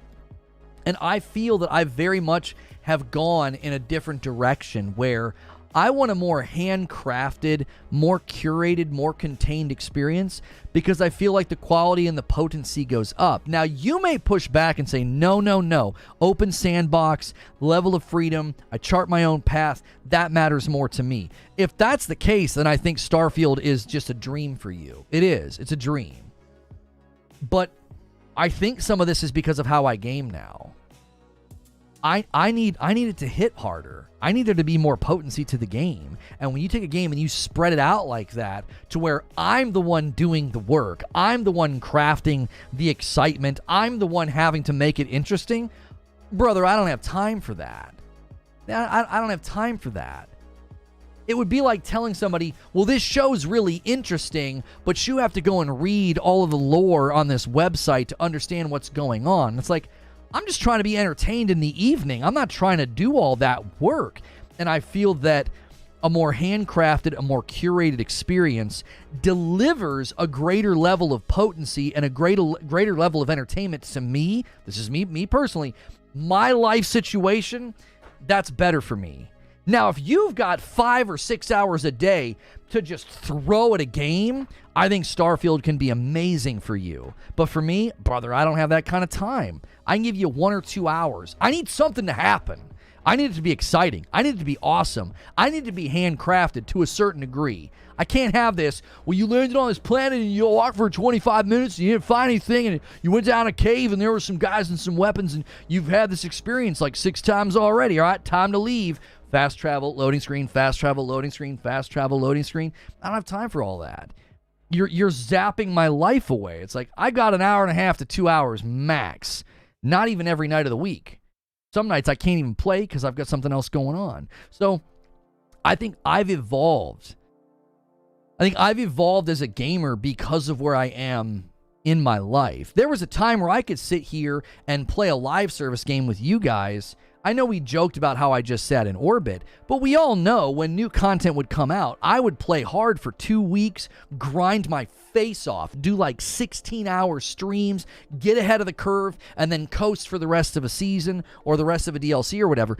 And it's like, that's all I did. And when you can give a game that much time, you don't mind if it's more quantitative than qualitative. Why? Because you're going to play more. You're going to get more by volume, if that makes sense. I can put more hours into this game. I can accrue more time. Therefore, I don't care if stuff's more thinned out, more spread out. That's fine. If I can play for 5 or 6 hours and I have 1 or 2 crazy cool experiences, then that's great. I see guys having those experiences in Starfield, right? They're like, oh, this side story was so cool. It was so surprising. Man, more power to you. I don't like games like that anymore. I don't. The idea, like, that's why AC Mirage hooked me. Because I knew, I got a taste, and I was like, I can do this for about 20 hours, have cool story, have cool experiences, and then put the game down. And I can take satisfaction in that. And other people probably look at that and think, no, man. No. I want Valhalla. I want endless. I want hundreds of hours. And we got into this debate about Spider-Man and how long it takes to platinum, right? The idea of a more contained experience. I think we're seeing that shift right now.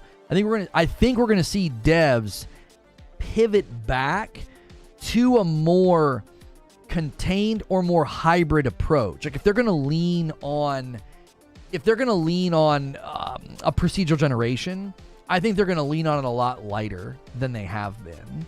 Because I think in general, what happens is you start to see games come out and it's like, what is this game about? What are we doing? It feels bland. It feels empty. It feels copy paste. There's no passion. There's no love. Every single time I'm in a scene or a dialogue sequence in Cyberpunk, I'm expecting something to happen. I'm like, something's going to happen. Something cool's going to happen, right? I'm going to learn something new, and I don't have that feeling in a game like Starfield, where I feel so much is just not combed over and crafted. It's just sort of placed there. Like, yeah, there's a guy where you can talk to. There's this village you can find. There's this cave you can find. And I think that's great for people that want the open sandbox, but it's not great for somebody that wants a more curated experience.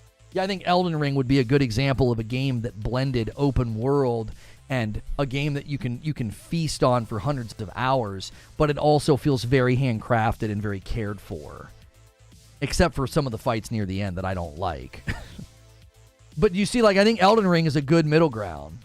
I would say Tears of the Kingdom is probably a good middle ground. If I could play Tears of the Kingdom at 60 FPS, I would not have put that game down. I would have played that game until my eyes were bleeding. Because it was such a good blend of, I can live in this world for hundreds of hours, and it feels handcrafted. It feels cared for. It feels intentional.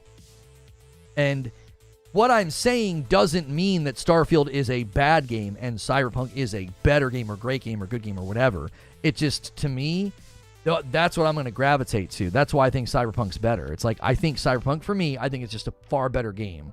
It's doing these things in these categories. It's doing them so much. It's such a higher level of quality. So, let me set this up here. The Last of Us Part 2. So that's our upload for today. We need 8 more to hit the first 25 on the member goal, guys. Let's make sure and hit that today. I'll owe you 5. I gift those 5 during the premiere. We've got about 30 minutes before we're going to go to that premiere. So make sure you're ready for that. I'll redirect you and everything. I'm setting up the members-only debrief. I know people are going to have strong opinions about A Last of Us Part 2 remake, so we did that as an upload, and then we will discuss it in a live environment for members only. That is a members only debrief, but the upload will be for everybody. It'll go live in a little bit. Can we get 16 more likes on the video? We should easily have 300 likes. Let me set this up. There we go. Peace, no member here. No, you can watch the upload. You can watch the upload. I do a 2.5 hour live show every day and then an upload. Sometimes I do 2 live shows, but that's typically what I do is I do 2 things and then we go to members. So you can always consume the live show and the upload, and you do not have to be a member. I believe we give more, if not almost an exact equal amount of content for free that we do for members. The Remnant 2 procedural generation is fantastic. It has handcrafted stories and items, but it depends on what you roll. Well, and I see, here's the thing. I think Remnant 2 is trying to do something different. Right? I think Remnant 2 is trying to do something different. It's trying to give you a more loopable content format. And I think that's different than a game like Cyberpunk or Starfield. There's an element to Remnant 2 that feels a little bit more like a Diablo or like a Destiny. Like they need to give you a way to repeat and replay and grind. So they have to lean on a mechanism like procedural generation in order to achieve that. Does that make sense? I think you can use that level. I think you can use that technology without feeling like, oh, it just completely guts the game of life and soul. Returnal is procedural generated as well? No. Returnal is set pieces that always look exactly the same. It just connects them in different order. And the enemies are different every time, the way that rogues do, but it's not procedural generation. You're not going to like go in a room in Returnal and be like, I've never seen this room before. Yes, you have. You've just seen it in different order. Does that make sense? You can run through Biome 1 in Returnal, and there's certain rooms that you won't see. And then the next time you run it, you see those rooms. But anytime they show up, their geometry is the same as it was the last time. It's just in different order.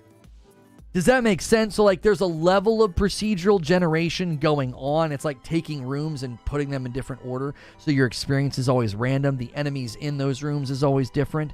But that's how they do it in Returnal. A lot of rogues do that. They're not literally like creating the room that you're about to go into, though.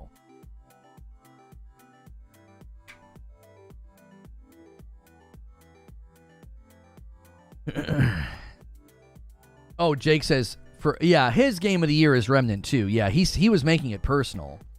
When someone says my game of the year, yeah, he's saying this is my game of the year. There's a big difference between saying what do you think wins game of the year and what's your game of the year. Those are 2 completely different answers a lot of the times. Now, sometimes it'll be the same game. Somebody will say, well, my game of the year is Baldur's Gate 3. It's also the one that's going to win. Like, I would never say Baldur's Gate 3 is my game of the year. I don't have time for it right now. Like, my wife and I are just not at a point where we can play it. That's a game you've got to be able to throw hours at to get out of it, right? But I know it's going to win. Like, I know it's going to win. My game of the year, personally, with an asterisk next to it, would be Jedi Survivor. And the asterisk is, y'all messed up, Ron. Like, you guys launched the game and it wasn't ready. They don't deserve a single award for how that game was treated. You know? I don't think the layout is even procedural. I think there's a limited number of layouts as well. That's probably true, Eugene, because there's rules they have to adhere to. Like, the house has to show up at a certain point. There's a couple of rooms that are always there and have to be there. And there's only so many rooms that can connect them. I think you're probably correct that there's a handful of layouts. I bet you somebody's figured it out. My game of the year is Starfield. I think Tears of the Kingdom will take it. No. It doesn't stand a chance against Baldur's Gate 3. Spider-Man coming in hot to steal the crown from Jedi for Lono. Maybe. It's going to be hard to beat a Star Wars game. It's going to be hard to beat a Star Wars game because growing up, I was a huge Star Wars fan and a huge Superman fan. So Marvel and Spidey and all that kind of came later in my life. So I don't have as much nostalgic attachment to Spidey. I do have attachment to him because my daughter loves him, and when she was a kiddo, she had all this Spider-Man stuff, and she still to this day loves him. She prefers Doctor Strange now.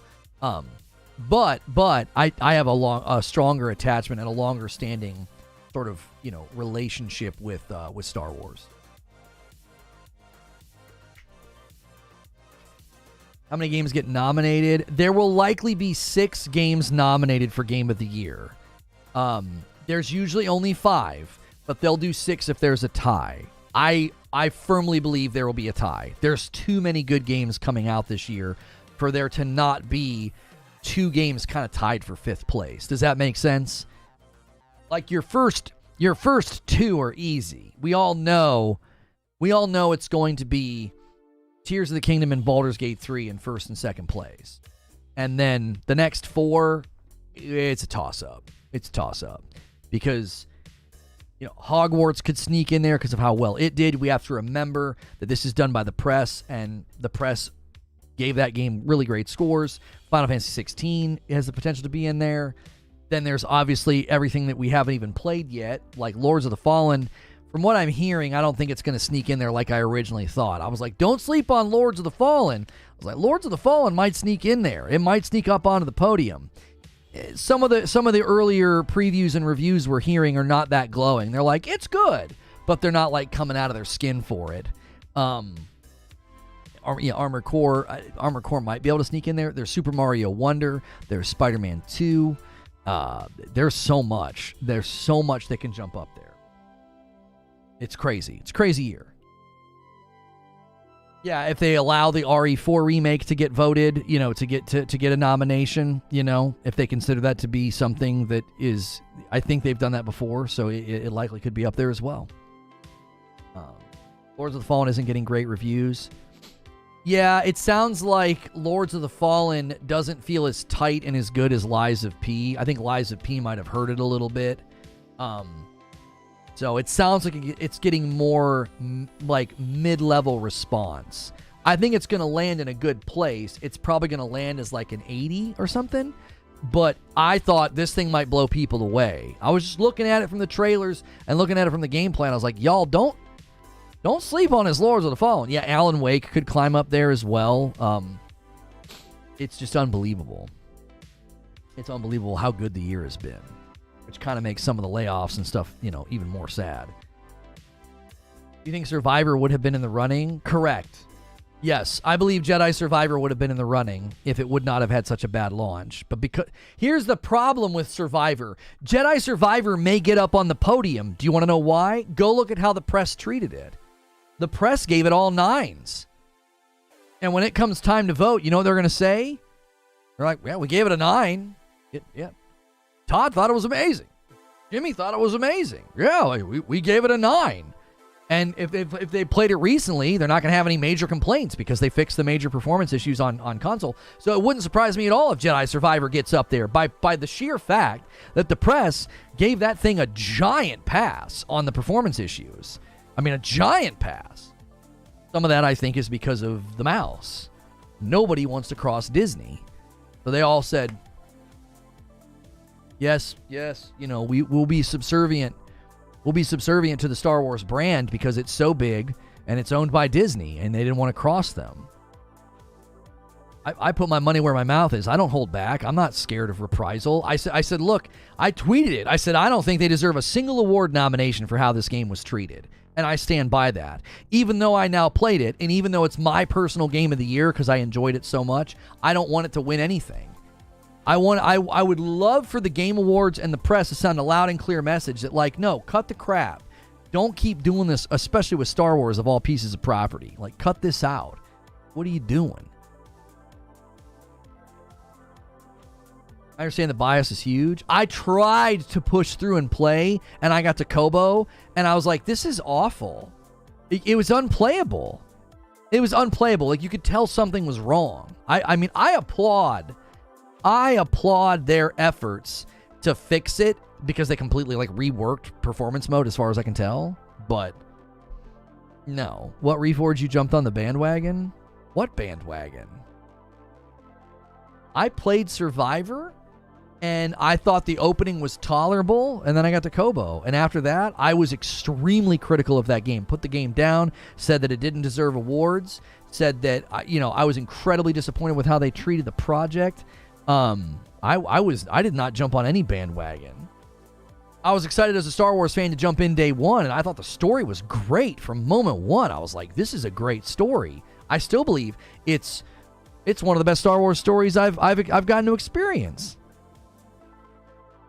He with the 2 spot. Spidey 2 for Game of the Year. What do you think? It'll get a nom, but it won't win.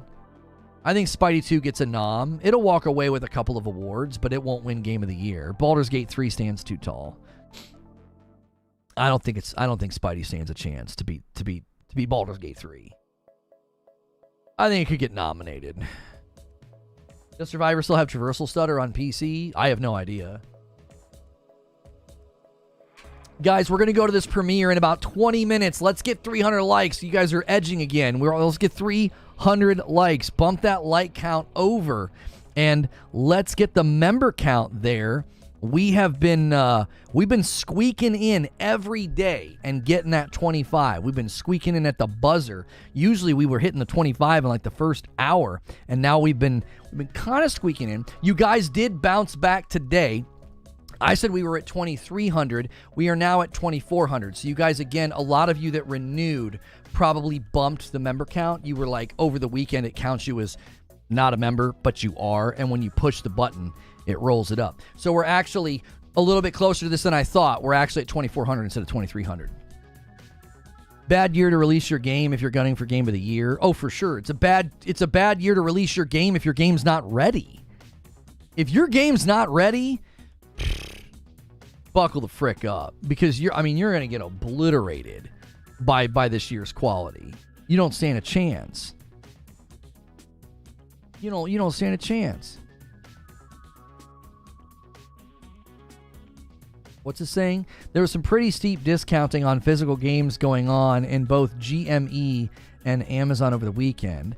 If this is what early October is like, BF December could be discount crazy. Not a great sign for physical SW, as it was software, I think is what it means, to be honest. As if there were many good signs for physical software to begin with. People are not realizing those sales aren't a good thing. What sales exactly? Yo, Zubair gifts a member. I pushed the button. Hello? There it is. I thought I pushed the button. I guess I didn't. There we go. 18 out of 25. 7 more. And we'll hit the goal. And I always gift the members during the premiere, so it gives you guys the next 19 minutes to push it as far as you can. And then I pay it forward. Last week, you guys had me gifting a couple of times. Pretty big amounts. We had a couple big days last week. Are we too complacent as gamers? If the products we received in any other sector was this bad, would it be okay for them to take years and charging you in some cases for a better product? Amazon had a big one. GameStop had one too. Oh, like big sales on physical. I got it. Okay. Well, yeah, here's the thing, Lost Scotsman. I personally think... Team Ambush, you're welcome. Yeah, you gifted to somebody named Team Ambush. That's hilarious. I personally think that the way Steam treats the consumer is the way that we should ask all platforms to treat us. I think both. I think PlayStation, Xbox, asking this of Nintendo is probably asking for way too much. They probably would say no. But I think all of the platforms should be giving you the option to refund under a certain amount of playtime. I don't feel as consumers we're properly protected. I don't think Nintendo will ever give us the ability to do that. But I should be able to buy a game right now on my PlayStation 5, and I should be able to turn around in like an hour and a half and be like, this sucks, give me my money back. This is buggy, this is glitchy, this is a problem, right? Give me my money back. So The same way they do it now with game trials on PS Plus. You got 2 hours. And there should be that 2-hour window where it tells you, right? You know how it tracks your gameplay or whatever? It should totally be sitting there, and it should be like, yep, you're at an hour. Yep, you're at an hour and a half. And it should be like, you're about to hit 2 hours.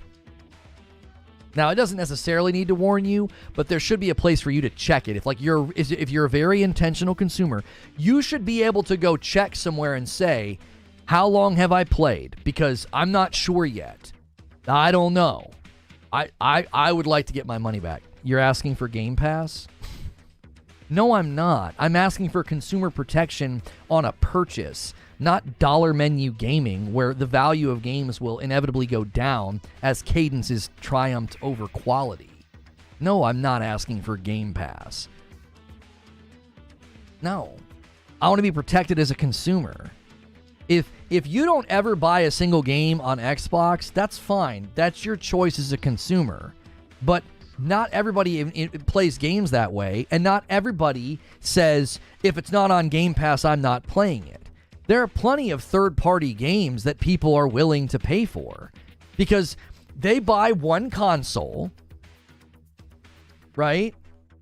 They buy one console and they say, this is where I'm going to game. And there are games that don't go to Game Pass. And if you buy a game and you say, let me see if this is any good, the reviews were okay. You've got games this year that were more in the middle of the road and they weren't bad, but they weren't great. So it's really up to the player, like Atlas Fallen, Immortals of Avium. These are games where maybe you thought they looked good enough to buy, or maybe you watched a review and you're like, let me check out this game. And if you get like an hour and a half in the game and you want to return it and get your money back, that's not what Game Pass is. Game Pass is a subservice model where you're giving the smallest amount of money possible to get the most amount of games. So Game Pass doesn't connect here. It's like, that's not what we're talking about. We're talking about you being protected as a consumer so that if you buy something and you don't like it, or if it's a broken piece of garbage, you can get your money back. How does asking or talking about better refund practices for gaming relate to Game Pass? Because there are people who so heavily orbit themselves around Game Pass as a way of gaming that they can't see the world any other way. They think you're a sucker if you buy a game. And yes, I'm speaking for them because this is how they talk. It's their posture. That's why he said that. He's like, you're asking for Game Pass. No, I'm not. They're not even remotely the same. But when you view things through that lens of, this is all I do, buy games. Like, buying a game to them is like foreign. It's like, who would do that? Who would buy a game? So they don't feel like they need protected because the last time they bought a game was, probably during the 360 era or something, or during the Xbox One era. They've completely converted over. And they're like, I don't need to. Why? They're like, well, I spend this every month and look at the value I get. Look at the value I get. Like, that's their mind frame. They're like, I don't need to buy games. I have a mountain of games. Why would I go and buy something?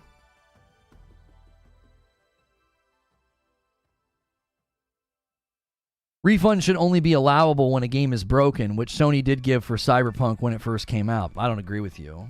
I think because broken is subjective, right? Broken's subjective. A game can launch and have a ton of performance issues, but you can still play it. Like, it's not like breaking and crashing and you're losing progress. Like, you could play Jedi Survivor at quality mode and probably notice almost none of the performance issues. So would that be justifiable then? Well, it's not really broken. It's not really broken. Why do you guys not like protecting consumers? It's just so weird that it's a whole discussion. It's a whole discussion about, like, why would that side of the aisle be so against protecting consumers? I don't get that at all. If you go to the store and buy something, you get it home and it's not as good as you thought it was going to be, you take it back. You're like, this is bad. This thing sucks. I don't like it. This vacuum cleaner said it could suck up marbles. It's barely picking up popcorn. Give me my money back. You know?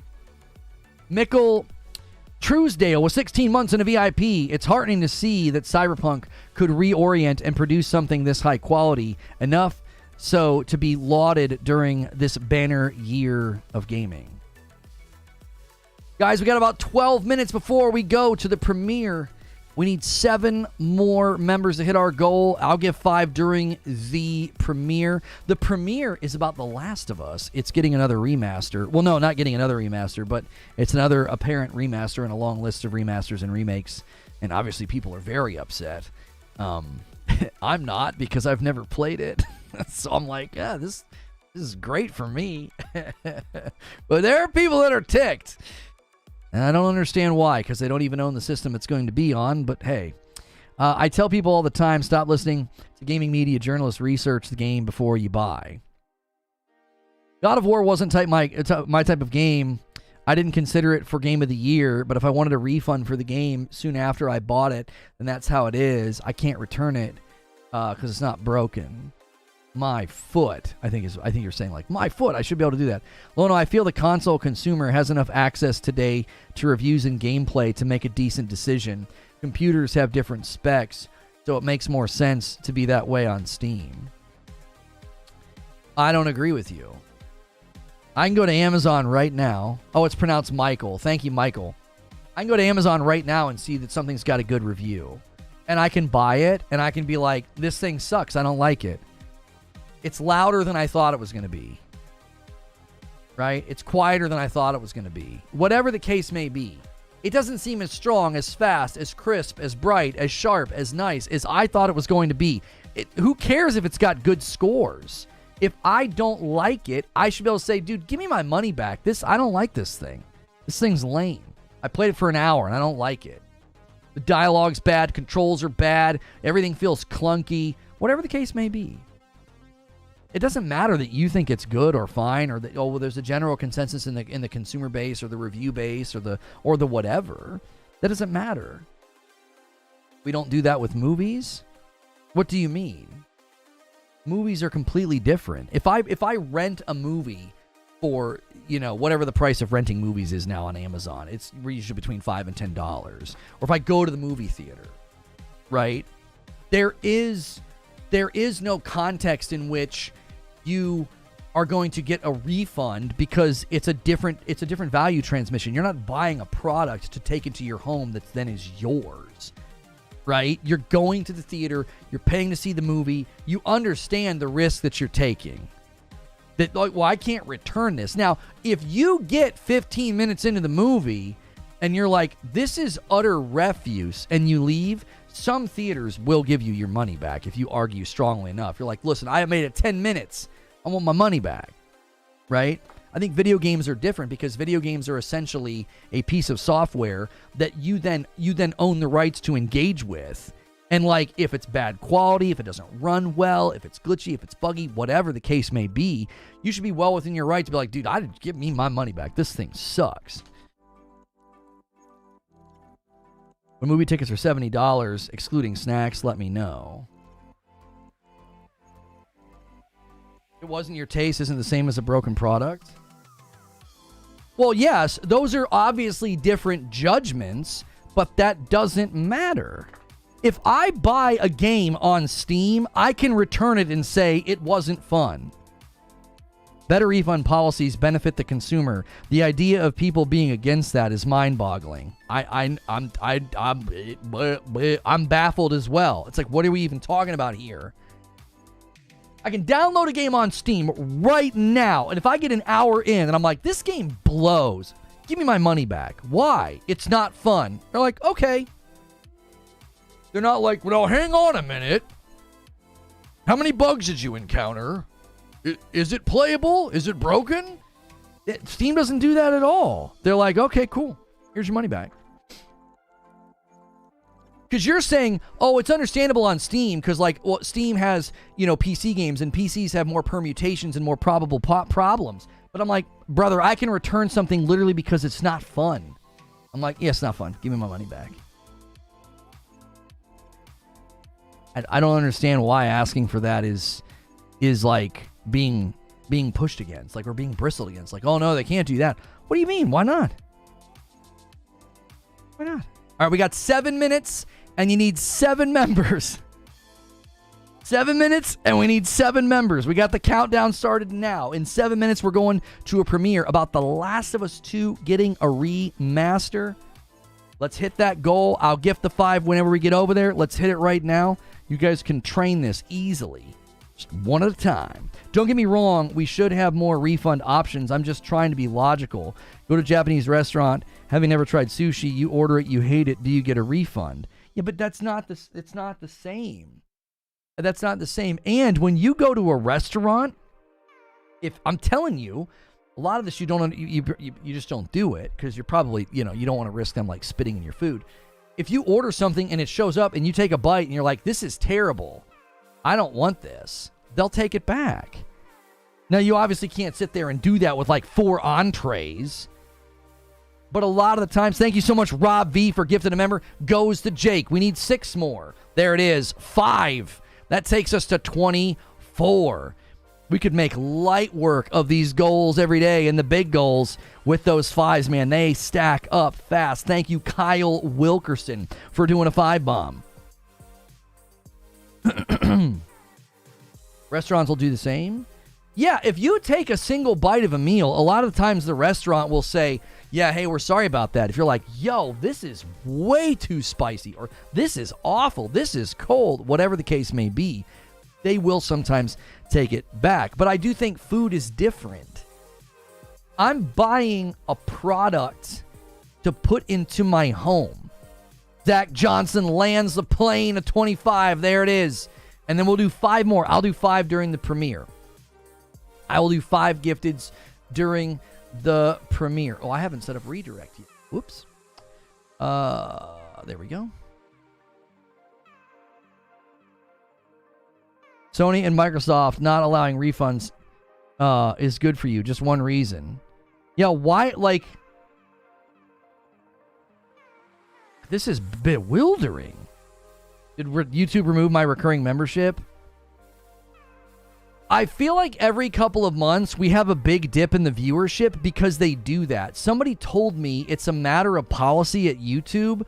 They won't renew you automatically. Is it 90 days or something? We've had this happen before. Where like I have like a really big dip in the membership. I'm like, man, we've lost a lot of members. And people are like, why did my membership renew? And I literally think it's a matter of policy. They only will renew it automatically so many times, and then you have to go in and do it again. I have no idea why. Eugene, with 25 months, says, can I refund this? Like, I'm confused why anybody would push back. Agent of Chaos, Jose. Thank you so much, Jose. He's throwing down the gauntlet. He bumps it. He bumps the line. I don't think you guys are getting up to 50 in 4 minutes. It'll be a valiant effort if you do. If you guys go crazy in 4 minutes, that'll be insane. Let me modify what's on the front page of the channel when we go to this premiere. Sometimes the redirect doesn't work, so I'll have it on the front of the channel as well. I'm just too passive in restaurants, I guess.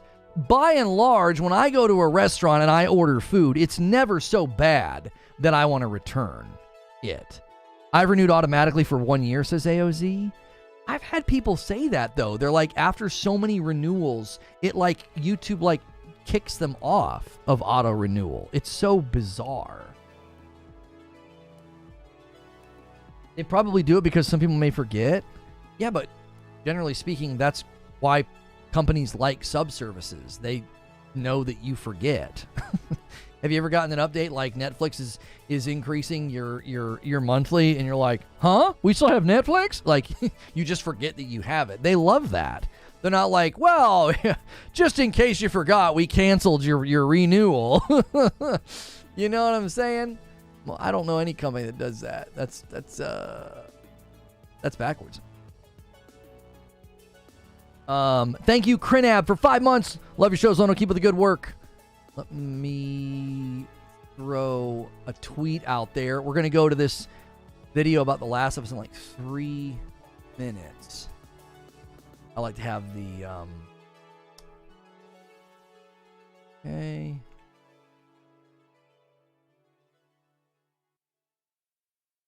I would never order something at a restaurant I don't think I'd like. So at that point, either the meal is cooked well or prepared poorly. Yeah, exactly. Like if you take a gamble and you're like somebody said, you're like, oh, I've never had sushi before, and you try sushi, you kind of know what you're signing up for, right? You understand what you're signing up for.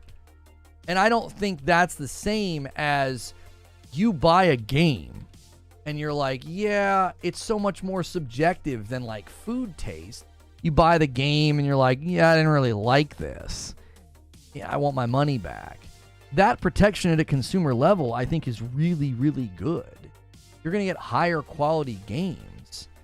You're going to get higher quality content because the developers know. The developers know.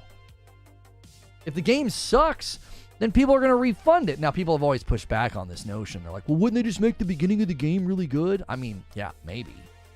Maybe. Hey, I tell you what, let's continue this debate in the members-only debrief. That's a great opportunity for you to become a member and enjoy the content. I'm going to spam a link in chat. We are going to go to this video. I'm going to give 5 members when I get over there. The Last of Us is doing there more remasters coming to PlayStation, apparently, and people are upset. I'm going to see you guys over in the chat. Let's go see what this is all about. We can keep talking about refunds because I'm kind of blown away by some of y'all's position on this. So, but hey, there's a link in chat or I'll redirect you.